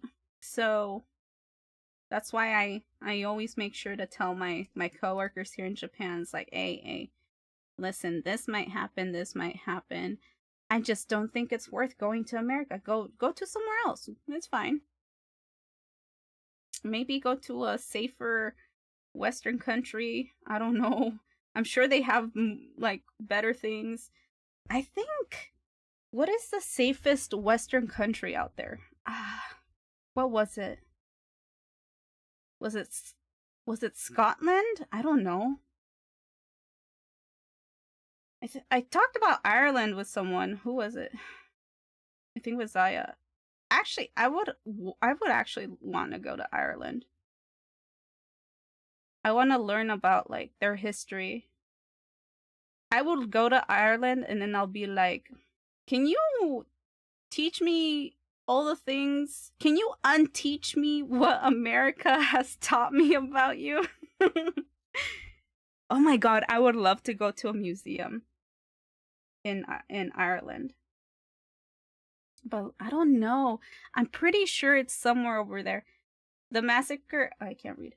The massacre of Native Americans had more fatalities than entire World War I. Brits killed 100 million people in India and Africa alone. Way more than anything demonized leaders like Hitler and Stalin did. I mean, I don't think we should be doing like competitions about who's done the worst than who.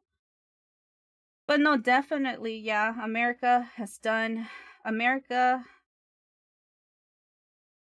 well, yeah, I think especially America has done a great job in making themselves seem like they're the superheroes when in reality they're not. And so we really need to like call that shit out, call it out, be like, you're a liar, and stop being a liar and stuff. That's why, like, when people make fun of Americans, I just say, like, I don't even get mad. I just go, true. You're right. But a lot of Americans are still brainwashed. I used to be a brainwashed American where I'm like, oh yeah, fuck. God bless America. Yay, yay. Yay, yay. God bless America. I used to be like that. But then after I opened a history book, I was like, fuck America. No yeet, no yeet. Fuck America. No, yeah. So now I'm kind of dedicated of like raising awareness or talking about stuff like this, because a lot of people just don't know. I used to not know. My dad used to not know either, and he lived in America longer than me, and so I finally got through with my dad like about a year ago. And now my dad even tells me, he's like, damn, Tama, I just never knew. Like, he's amazed of like what's happening, especially here in Palestine. And he's like, I didn't realize how brainwashed I was. And now my dad, it's not only you, it's everyone in America, even people who from the outside who admire it, It's really sad. And it's up to people like me who don't shut the fuck up. I can't shut the fuck up sometimes. I have to speak out and stuff like this at least once, I don't care if it ruins the mood. I don't care if like people just leave and don't want to hear it. It's important. It's important because the more we talk about it, the more likelihood we're going to be able to prevent stuff or help people or even stop the crimes that are currently happening in the world. So yeah, but man, I don't know. Luxembourg and Poland are great. Is that the were those the ones? I can't remember, but I know there's a place where it's like the safest country in the world, and it's a Western one, but I just can't remember where.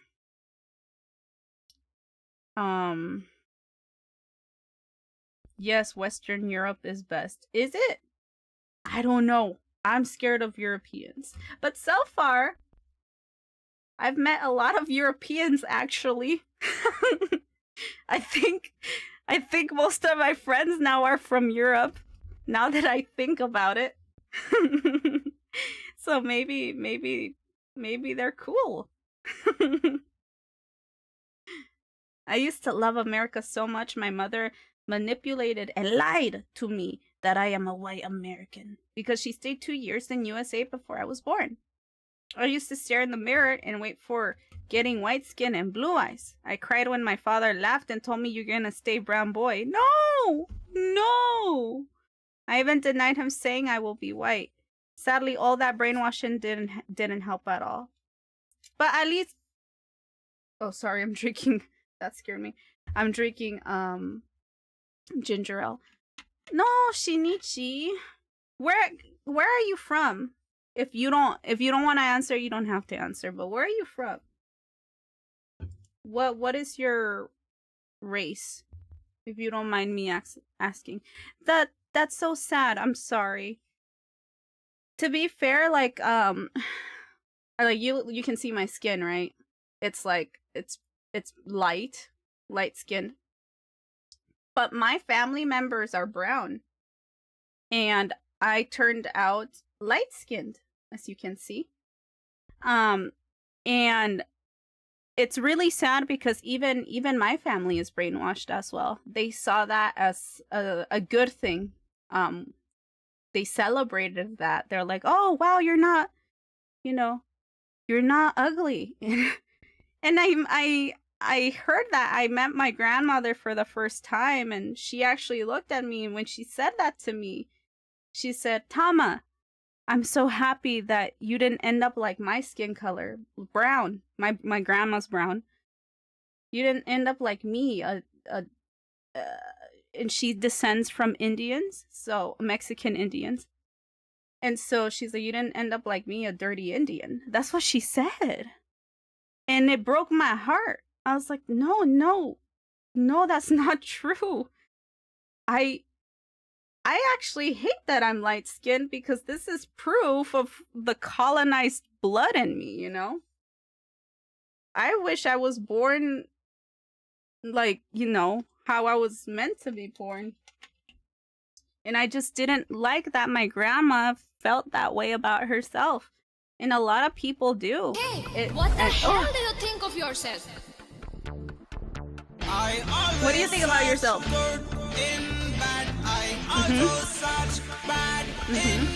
What does that mean, though? Explain. What? Wait, say that again.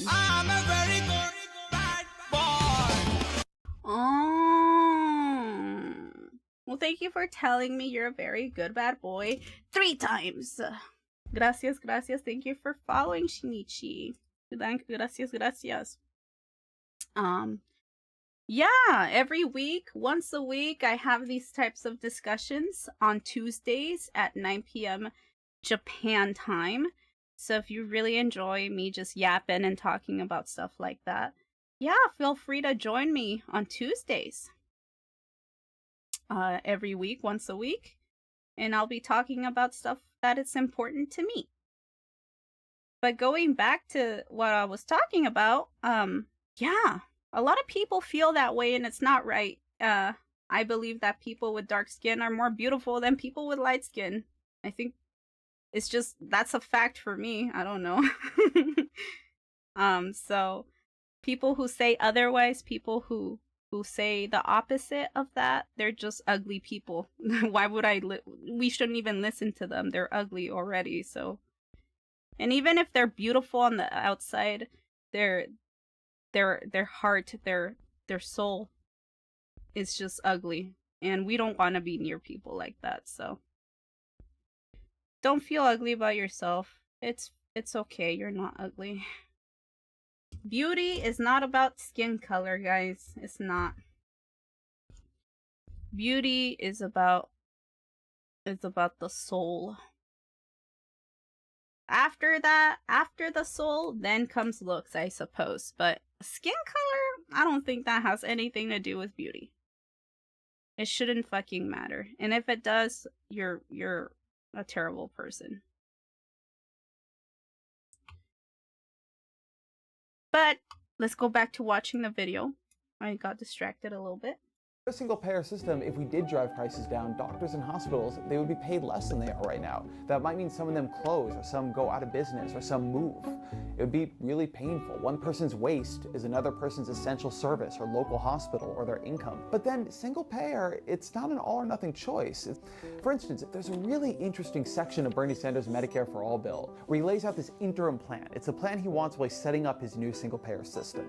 And in that plan, he expands Medicare to cover vision and dental, and he opens it to nearly everyone, not just people 65 and older.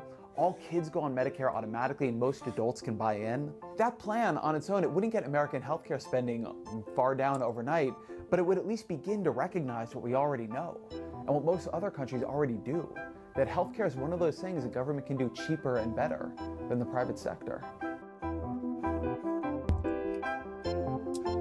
But it seems like we won't be getting that anytime soon. Because Trump's president, so we're kind of fucked for another 4 years. Uh-oh. But it would be nice to fix that. Let's go to the next one.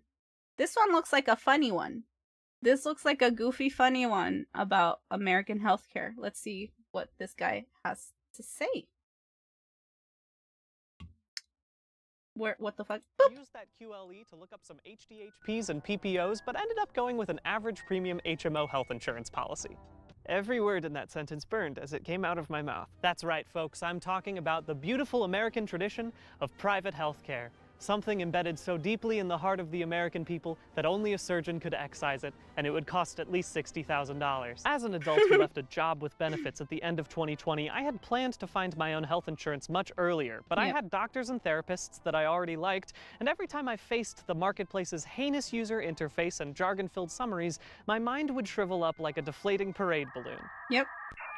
I remember when I had to do that. So when I was forced to find a new health insurance provider in June of this year, I decided to learn everything there was to know about the FSAs and the HSAs and the chips and the dips and the 1, 2, 3, scabba-da-ba-da. Oh, damn, that's jazz, baby. I do finally have new health insurance, although it was a long and difficult road to get there. And although I am definitely not the best person to explain the intricacies of the marketplace, I've made this video to help ease you into the terminology in case you need to purchase health insurance and don't want to spend a year and a half doing what I did. Sure, this video is a little different from the ones that I've made in the past, but I am nothing if not unpredictable. Don't put that in the screen. I'm unpredictable. And for those of you non-Americans watching this video and thinking, I do not need to watch this video, I am British. Consider this a cautionary tale, because there are definitely people in your country that want to privatize healthcare, and you can't let them do that. Yeah. You can't let them do that. You So let's can't get into let it. them do that. Don't let them do that. None of these people who actually suffered will get any attention, but there was riots over that criminal Black Lives Matter topic. Not really. It's not a criminal. I don't think the Black Lives Matter was criminal at all.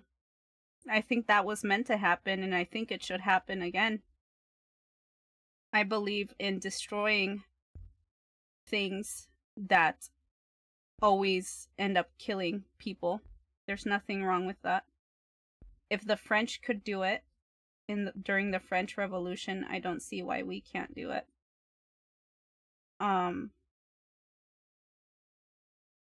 And black people have suffered, and actually they've suffered more than most of us have. So I would refrain. I wouldn't call it criminal because it's not. And of course there's corruption, but there's corruption everywhere, you know. It's not just specific to Black Lives Matter or black people or anyone who supports Black Lives Matter. But that needed to happen, and I hope it happens again. Nothing that was done during those who were protesting. I was there, actually. I was in those riots, by the way.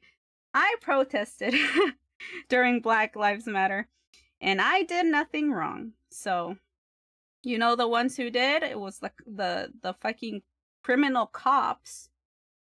The criminal cops that were antagonizing peaceful protesters into doing something violent. Okay? I saw how they would try to antagonize us all the time.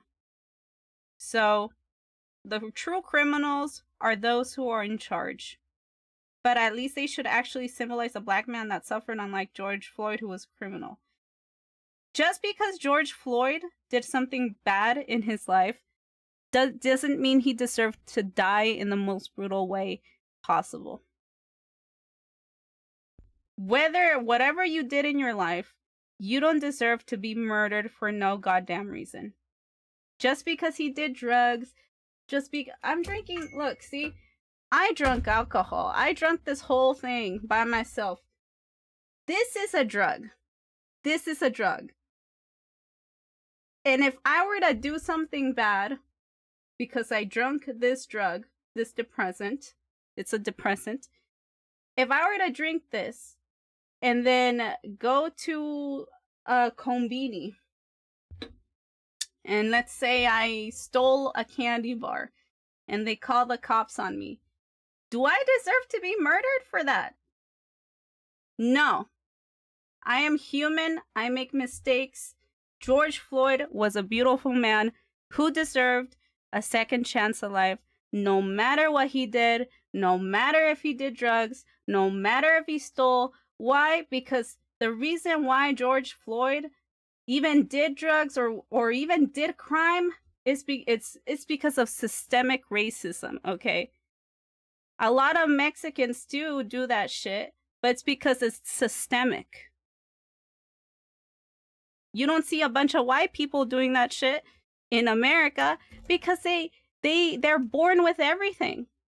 They're born with a house, they're born with insurance, health insurance, they're born into a healthy family. What about black and brown people? They don't get that shit. Of course, they're gonna rely on drugs, they're gonna rely on something, and it's gonna fuck up their brain, and then they do mistakes. Yeah. That happens when you don't get everything, when the entire world doesn't just like support you from the moment that you're fucking born. So no, I think George Floyd was a beautiful representation of Black Lives Matter, because his black life did matter, no matter whatever the fuck he did. Okay? And anyone who thinks otherwise is racist as well. So you're being a little racist here, Shinichi. And I'm gonna tell you, you need to back off a little bit. Yes, during riots, one of my friends got hit by the police very hard.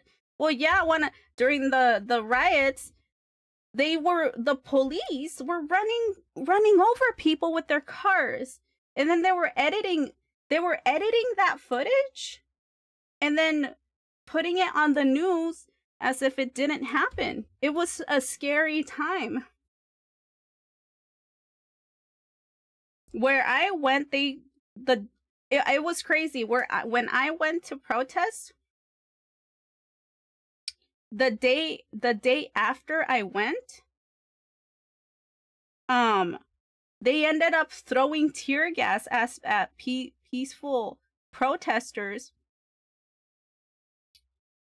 And then arresting a bunch of people and beating them. And I wasn't there. I was lucky I wasn't there. I was gonna go, but I had work.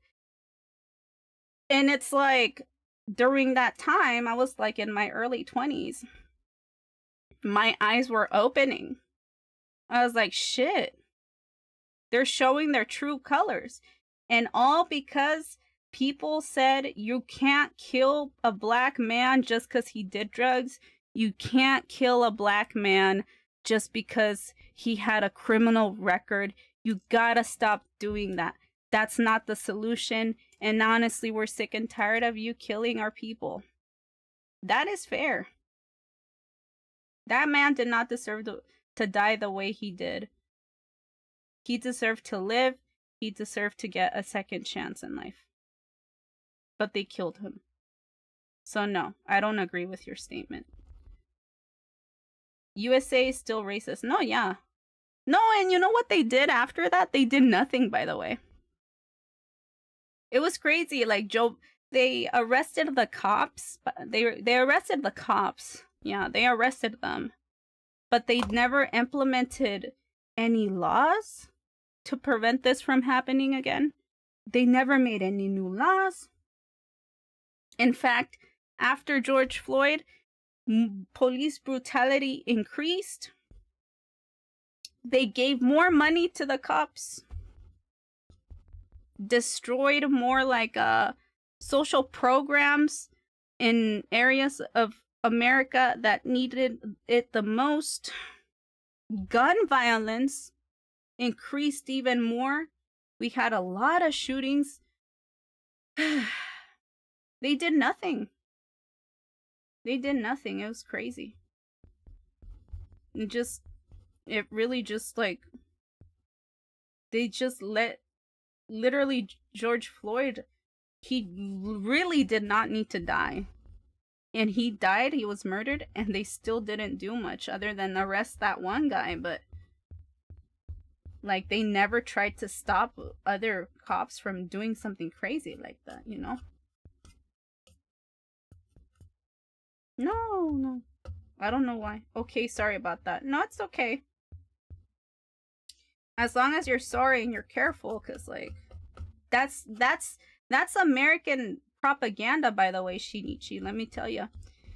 Because all the people who say that are the same people who would kill me, by the way.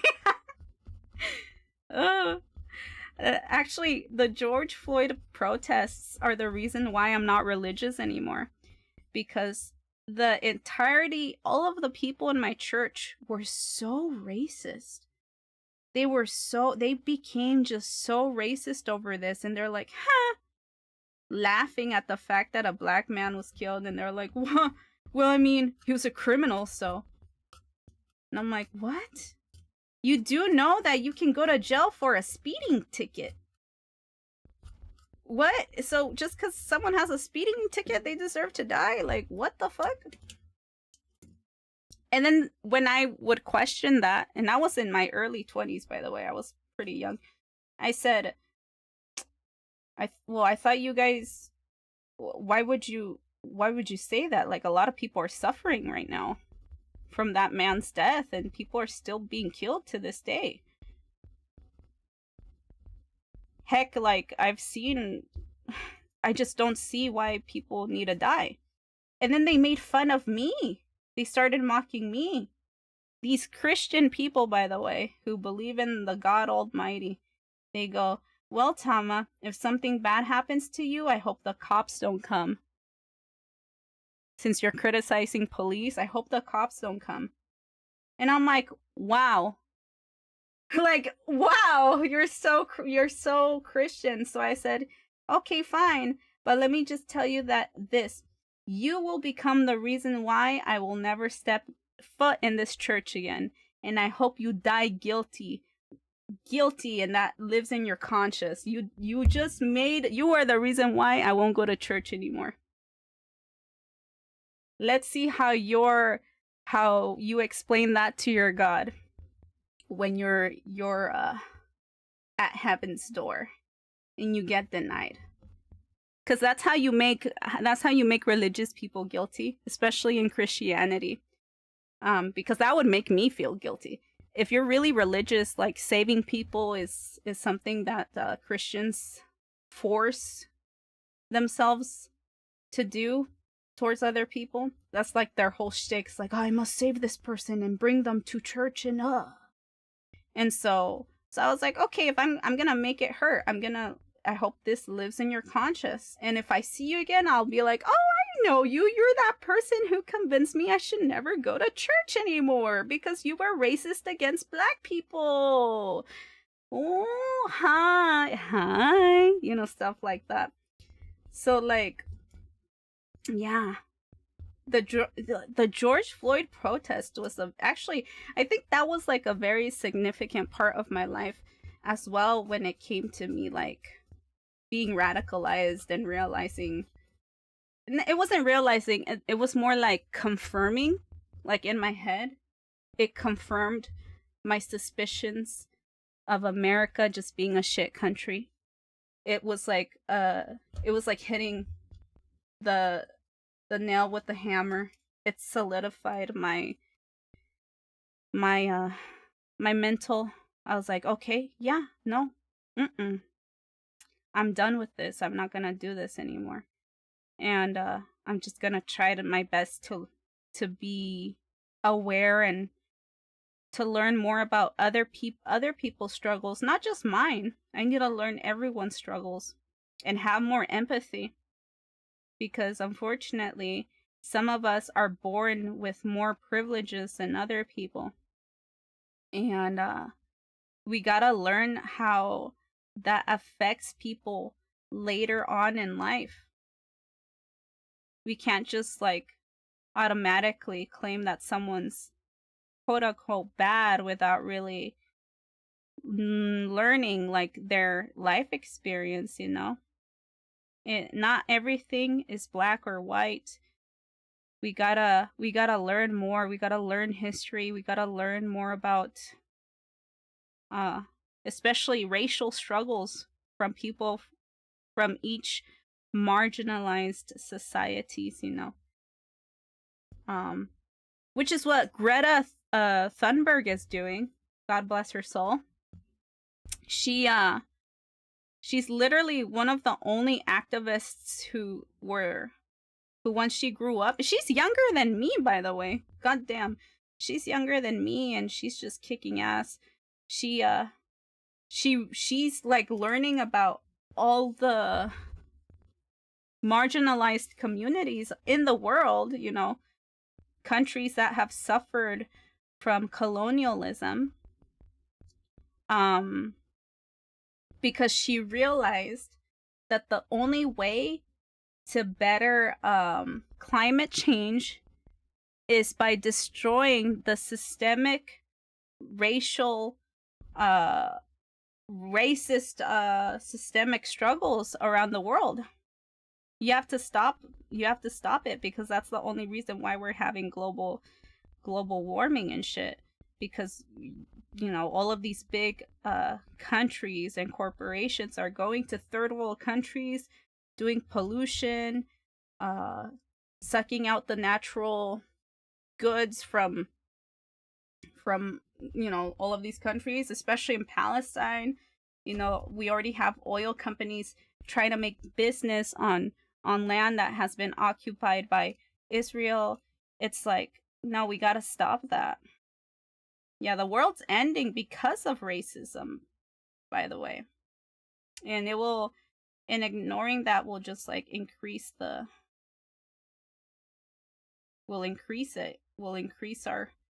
death as as humans, you know. It's just very terrible. How many US presidents and important people have been gun wounded, and how US has highest school shootings and most expensive student loans proves how US laws won't change ever. Yeah, but we could still try, or we can try to destroy it. Every year school shooting occurs. Why don't they change gun laws instead of arresting people all the time? Because it's more, it gives them money to have more guns. It's funny because they're the ones that provide guns to shooters willingly. They prefer the business from those people who buy the guns and shoot up people than losing that business. It's a whole business. I'm no longer religious either because mobs attacked and lynched me and my boyfriend on having non-religious views. That is also a thing that happens, yes. No, some people go fucking crazy with that. Especially, it depends on how conservative they are. But fuck, like, religious people can go, depending on what level they are, they go from being normal, kind of crazy, racist, and then let's kill them. Like, it's crazy. I always wanted a transition for him, but transphobic religious laws and beliefs ruined my dream. Oh, in the country that you're from. Religion is just business mostly nowadays. No, yeah, religion is also a business model as well. And I think a lot of big religious corporations also are involved in the drug trade as well. And so it's like, everything's a lie. And it's terrible. No, but I'm sorry that, can you tell me your pronouns? What do you prefer me calling you, just to make sure? Just so I won't, or maybe it shows on stream, huh? Let me see. Oh, it doesn't show on stream, actually. Usually if people, like, clarify what their pronouns are, it shows on my screen where your username is. But it doesn't. They, them. Okay. Yeah, just also make sure if I misgender you, just tell me. And then I'll correct myself. I am just bisexual. You're also bisexual as well. So you're they, them, and you're bisexual. Okay. Well, we welcome everyone here. We welcome everyone here, but we also, like, appreciate people being open-minded and not making, like, I'm gonna start this in a bit. Not also making generalizations of people, because everyone's story is different, you know. Once you assume something about a group of people, those kind of thoughts can get really dangerous. And I just want to make sure that everyone's protected here, including you. So I'm sorry that your country and the religious people in your life have treated you unfairly. That's not fair. And I hope you can be free soon. I hope you can be free to be what you want.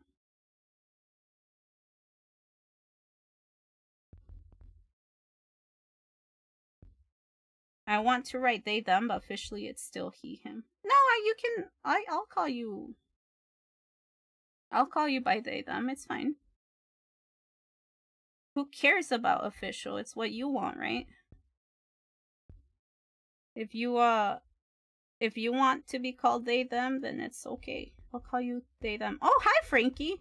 Big Tama. Oh, you made me big again. Thank you. I like it when you make me big. I like it when you make me bigger. I like it when you make me bigger. I like it when you make me big. That's not how the song goes. That's not how it goes. Enjoy this cursory and most likely useless guide to American health insurance terminology. Terminology? What's health insurance? Look, we gotta start with a strong foundation. Insurance is a way to manage risk. Say I've got a figurine that I really love and would be heartbroken if something terrible ever happened to it. That scared me. An insurance company could quantify that emotional attachment and say, hey, if something terrible happens to your figurine, we'll pay you $100. All you gotta do is pay us $1 every month. So if I sign that contract and pay them $1 every month and something terrible does happen to it, they'll pay me $100 so I can replace it. But I could never really replace it. Health insurance is like that, but for your health. And considering your health is defined as the mental and physical condition of your body, then health insurance should pay for you to get better in the event of an illness or bone break or something terrible. You know, let's go ahead and get rid of the mental part of that.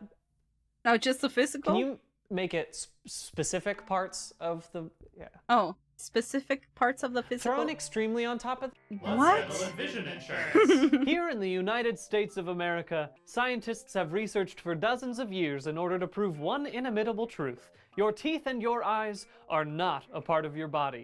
And although we have gotten closer to understanding That's what those true, I little forgot. wet balls are doing inside your skull, 9 out of 10 dentists agree that your teeth should not be trusted. I'm a little scamp. Technically, these are separate because dentistry and medicine are considered different fields, and so insurance companies view them differently. And vision insurance is different because it mostly covers eye exams and corrective lenses like glasses and contacts, and some people don't need them. And for those that do but can't afford it, they can just squint really hard. Works for me. I'm looking at the camera? I'm not? Okay. But I'm in the right area? What's a premium? Ooh, a fancy I don't- word. Okay. Except it actually just means the No, this is terrible because, like, I remember it was during the same time, actually. I think that's probably, I don't know. I was in my early 20s. At this time, I wasn't living with the family anymore. I was actually living on my friend's couch. And then eventually I had to look for insurance because at that time I had 2 jobs.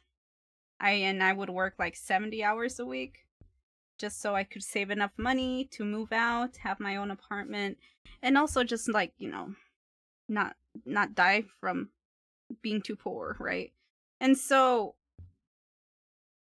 because I made like $200 above what, like, regular, like $200 to be considered middle class. So I was like low class, but all of a sudden those extra $200 made me middle class, like lower middle class. So the health insurance that I had, that was for lower income people, just didn't apply to me anymore. So I couldn't get anything covered. And during that time, COVID was a thing, and I was like, oh shit, like I could just get sick and die. And also I worked in the healthcare field as a caregiver. Obviously I wasn't a professional in anything, but I would take care of patients and stuff when nurses couldn't do that. And so I was like, oh my god, I need healthcare, Lamau. And I remember like going onto the website trying to look for a healthcare thingy, and like, oh my god, I was just like, what the fuck? Well, premium? I don't even get dental. I don't get eye stuff. I don't get eye and eye stuff.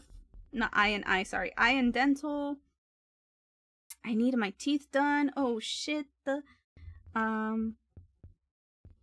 also, what else was it? Oh yeah, like what was it? Was it the premium? Something had to be 10K. So I had to pay them $200 a month for the cheapest insurance was $200 a month. And the premium was $10,000. And so from what I understood is that what premium means is that I have to pay $200 until it gets to 10K. And once it reaches 10K, then that's when my insurance starts working. And that's when the insurance will start covering my medical costs if anything specifically happens to a specific part of my body. Yay! Oh, I broke it. Let's go back. because it mostly covers eye exams and correct. Isn't that great, you guys? Oh god. We'll watch this some other time. I really want to watch this documentary here. I'm gonna like that. I might also subscribe to him because I really am interested in learning about the healthcare system. And this is a film made by Michael Moore, and it's 2 hours long, and it's talking about the healthcare system, and I would like to react to it if I can. I probably won't be able to react to it on YouTube though, but we'll see, we'll see.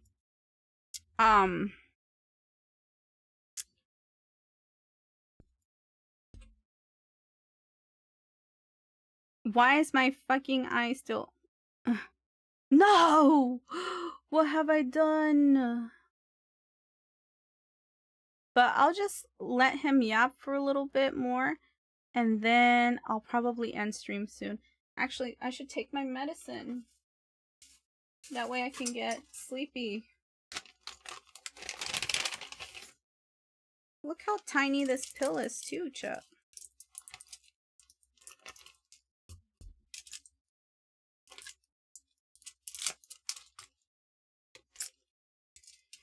That way I can go to sleep and be at peace with no anxiety. Okay, well, I'll still have anxiety, but I'll at least be at peace. Maybe. Hopefully. I don't know. I should probably end soon because I really feel like I can get the public Discord done by tonight. So I'll just stream for like 10 more minutes and then I'll leave.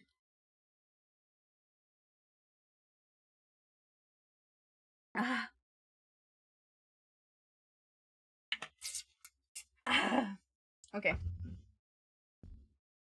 Yeah, but isn't that terrible? I think it's funny though. So then I decided, nah, you know what? We'll never have insurance. I'll just won't get the insurance. I'll pay the fine so I won't get insurance. Case! What's a deductible? So you pay your premium every month. That's great. Oh. It allows you to carry around a little card that says you're insured, and you can go to the doctor and they'll give you a bill and you have to pay all of it until you filled up your deductible. Deductible, For the sake of this example, that's what it was. Let's say that your health insurance doesn't have copays or co-insurance, just because I'm getting to that, and the circular nature of health insurance terminology makes it very difficult to decide which to talk about first.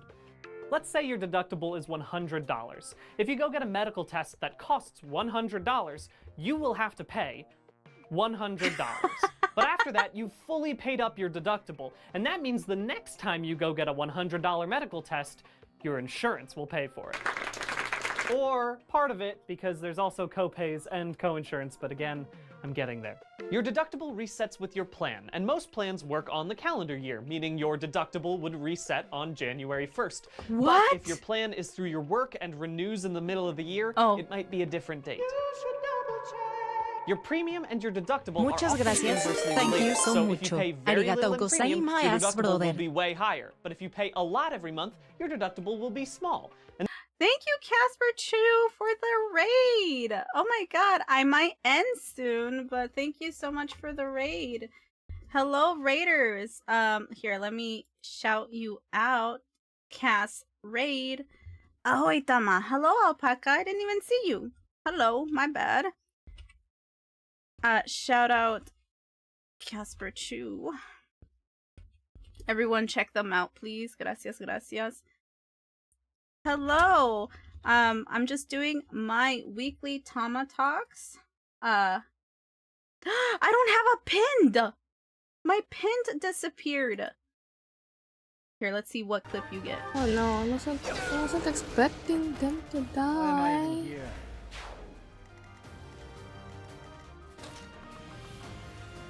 Axe always beats spear. Oh, was that matchup that bad? That's Casper. You guys should definitely follow Casper. Why did I say it like that? Casper. That's Casper. Ah. You should definitely follow them. Really fun and funny. They're actually really funny. You guys should really watch them. I usually raid them after I finish streaming too. Thank you so much for the raid. Old Cass. But right now I'm just finishing this drawing that I'm doing of victims from Palestine. Hoping that people can donate anything to the fundraiser that I'm doing for Palestine. But at the same time, we're learning about health insurance in America and why, if you go to America and you try to go to the hospital, you will die because you can't afford... Here, I'll play it. It's really complicated. He's already talking about words that just I don't understand. But look, watch. And this brings me to my favorite part of health insurance, which is... Wait, where did this guy come Hello, from? welcome back, everyone. Welcome back. We got ourselves a young, healthy man here looking to get himself some health insurance. So let me ask you something, Mr. Gilbert. Do you think you're gonna break your leg this year? No, I wasn't planning on it. Oh, it sounds like you're gonna go with a low premium, high deductible plan that will save you money. Really? Yay! I know what that means. Oh no, it looks like we should have fixed those steps a little earlier today because you broke your leg anyway. Seems like you'll be paying that high deductible at high speed. There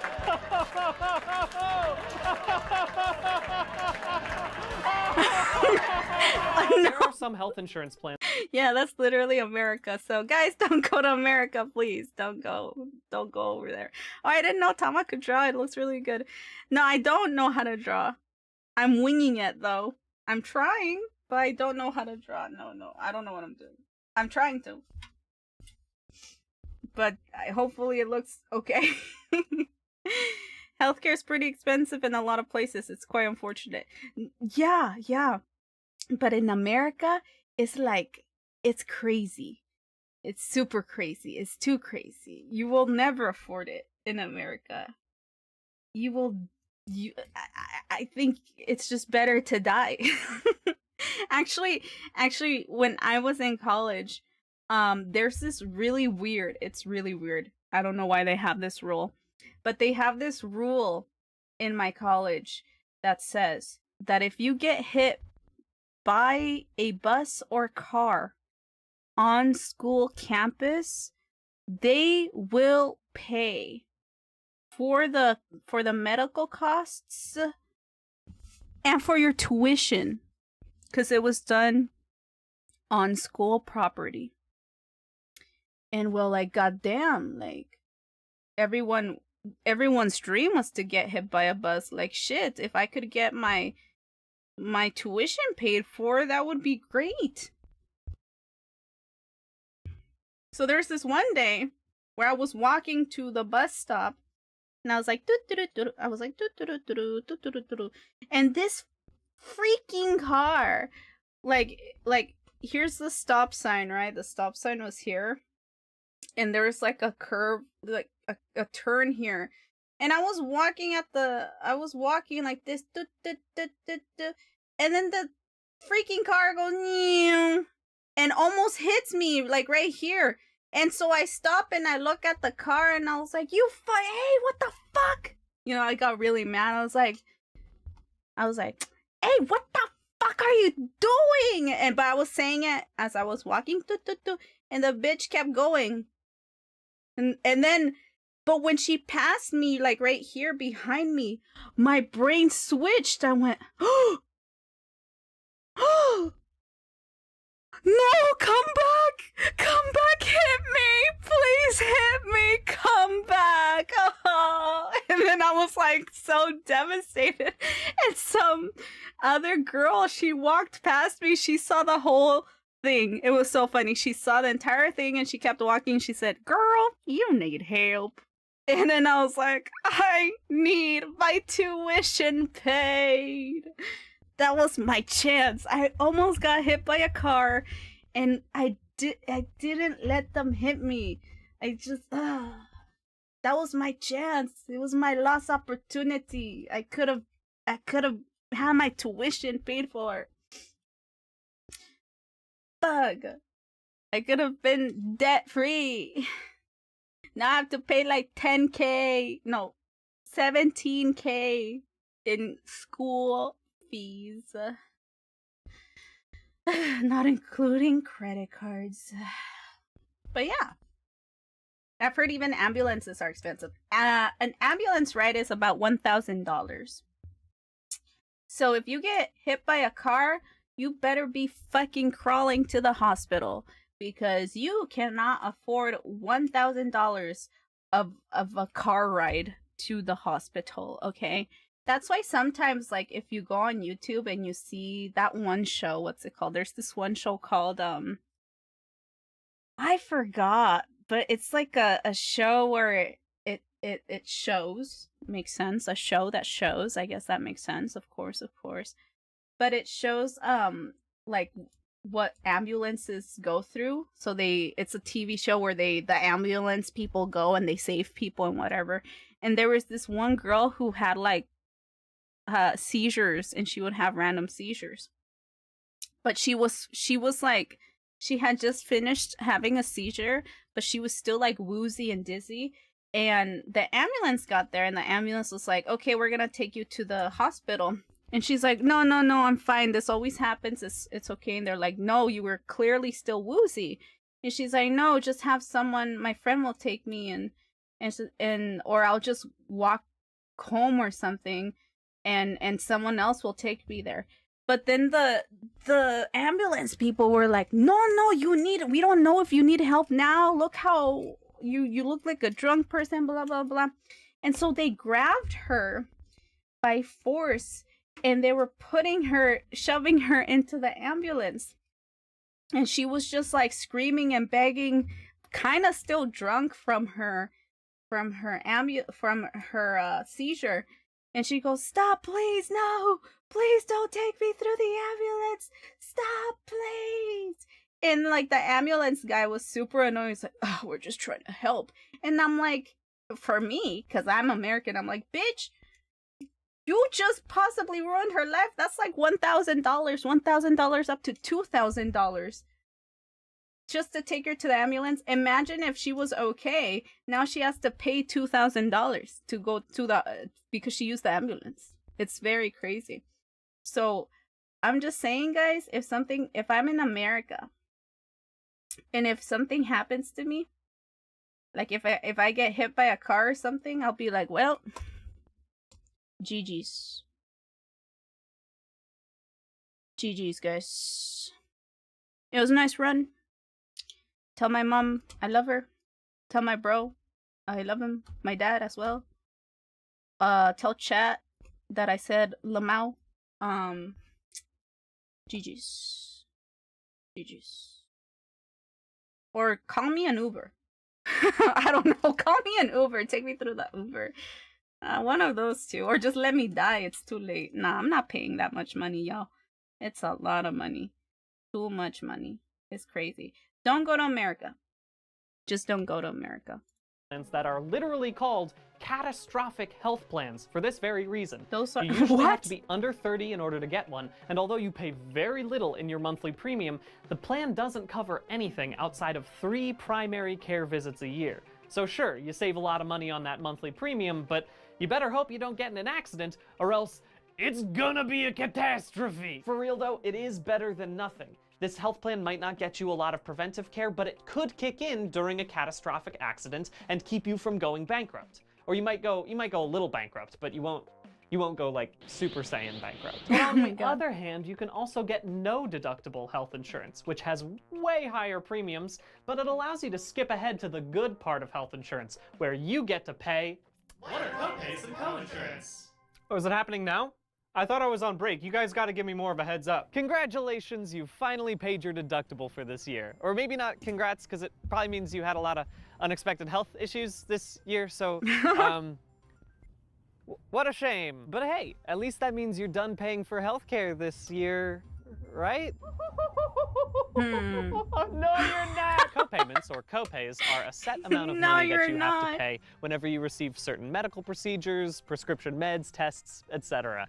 That test that costs you $100, it might have a $30 copay on it. So if you have no deductible or you've filled up your deductible, you'll still have to pay that $30. And just to clarify, you can and probably will pay copays and coinsurance before you fill up your deductible. Say you're getting a standard annual checkup, that might have a $10 copay associated with it. So even if you haven't filled your deductible, you would just be paying $10. So that's kind of nice. And co-insurance? More like coin-sure ain't gonna be in your pocket anymore because you're gonna be paying with it. I thought that was gonna be cleaner. Co-insurance is just another way of splitting the cost with your insurer, and it's better for you if the percentage is lower. A $100 test with a 20% co-insurance means you'll be paying $20. Occasionally, you'll see some things listed as 100% co-insurance, which is a dirty trick.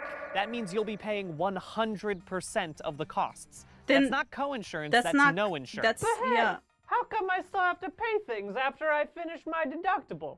And if I pay copays before my deductible is filled, does that count toward my deductible? And whatever happened to my body? Copays do not count toward your deductible, but both your copay and your deductible count towards something else called your out-of-pocket maximum, which is the maximum amount you would ever have to pay for health coverage during the year, kind of. Because if you go to an out-of-network provider, that payment won't count toward your out-of-pocket maximum. So let's say you have an $100 monthly premium. You paid $100 for an in-network test that doesn't have a copay. Okay. You paid $50 for a copay and co-insurance for an in-network procedure. And you paid $1,000 to an out-of-network doctor for a big ol' smooch. Mwah! In most insurance plans, the in-network test would count towards both, the copay and co-insurance would only count toward your out-of-pocket max, and the premium and the out-of-network smooch would count towards neither. But it was worth it. Mwah, mwah, mwah. I'm broke now. Back to copays. Every test or procedure will have a I'm just thinking about this. Basically, it's like, when it comes to American health insurance, it's like, they have how much you need to pay every month before your insurance actually covers anything. That's all it is. And plus a bunch of other words that make no sense. But I remember I was like, I'm just gonna die. I just won't get health insurance. When you don't get health insurance, you have to pay like a $100 fee because that's illegal in America to not have health insurance. I was like, it's cheaper to just not have health insurance, guys. So I won't have it. I just won't goddamn have it. I don't care. Let me die. Let me die. And yeah, that's the thing about health insurance, I suppose. But it's getting late now. I'm gonna have to let y'all go. I feel like I had a lot of educational talks, despite me starting pretty late. Oh shit. But I thought it was fun. We had very good talks, so I'll see you guys on... Here, let me change screens a little bit. Let me go back to my other screen. What in it? What is it? Oh my god. Those naughty elves! Naughty elves. He's opened the one for today. They've been eating your chocolate.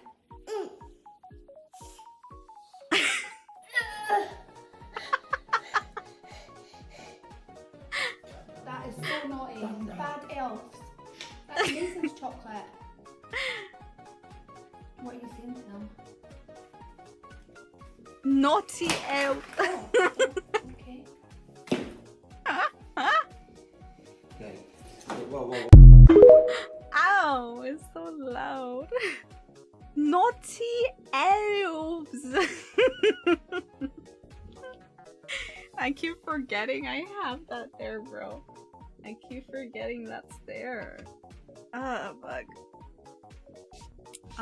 But yeah, I'm just gonna chill for a bit, and then I'm gonna try to finish Discord stuff.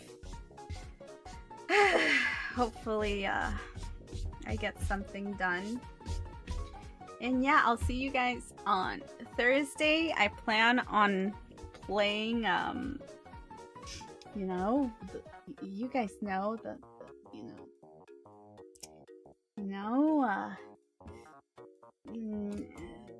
game that we played, what was it called? Chat, help me out.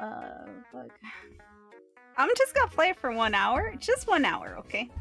Just 1 hour. Nothing special. It's not like I fell in love or anything. I just feel like I just need to play a little bit of it. And then after that, then I'll play Elden Ring. You know? Go back to my roots of pure anger and rage. You know? Right? Right? Rest. Rip elf. Rest well and take care, Tama. Hope the medication helps you sleep better. Thank you, Michu. Thank you, Princessa. DC stuff. DC stuff? Yes, DC stuff. Heh. Off stream, you guys don't know who I am. Heh. Wink. Wait, I'm not winking. Wink. Wink. The femboy. Yes, the femboys. Gay. I don't know if they're gay, but I still can. Okay. I can appreciate.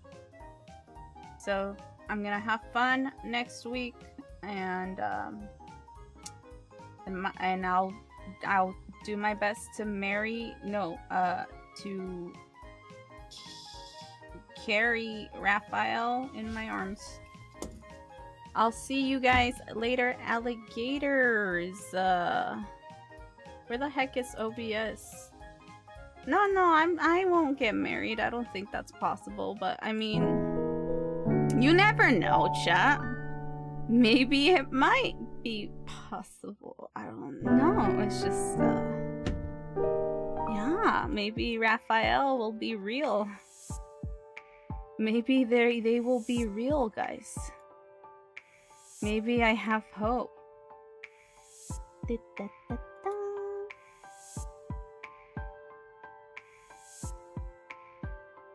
Oh, Jake is streaming. Jake is streaming, you guys. Let's watch Jake. Oh, wait. Wait, I keep forgetting about the raid message. I'm so sorry, y'all.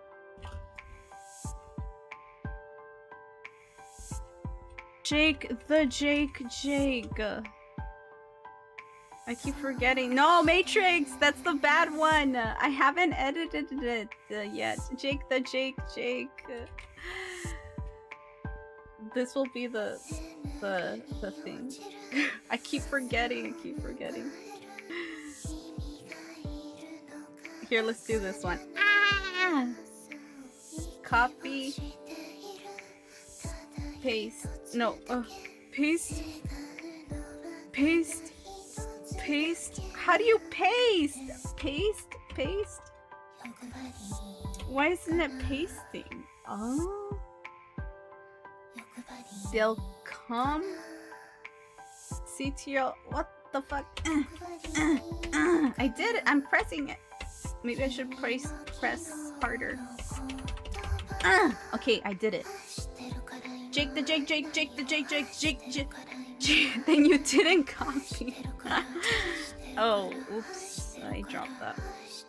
Jake. And then I'm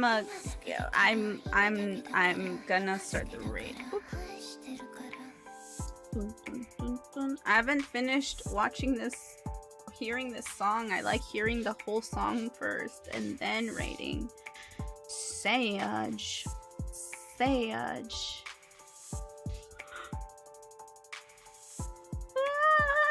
Wait. Bug.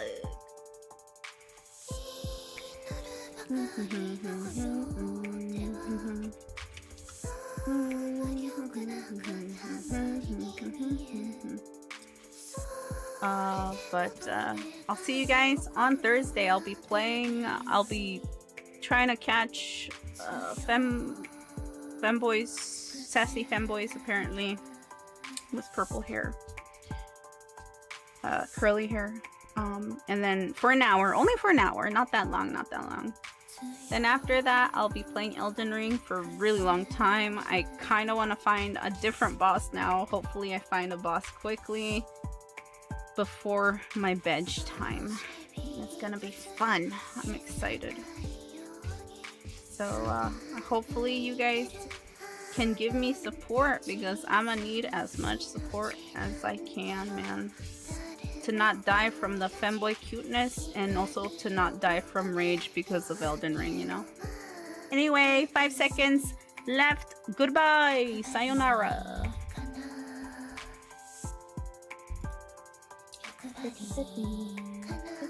Oh, what game is this? This looks fun. I got a commercial, goddammit. That's what I get for not being subscribed. I'm still streaming. And stream Tama, please. Okay.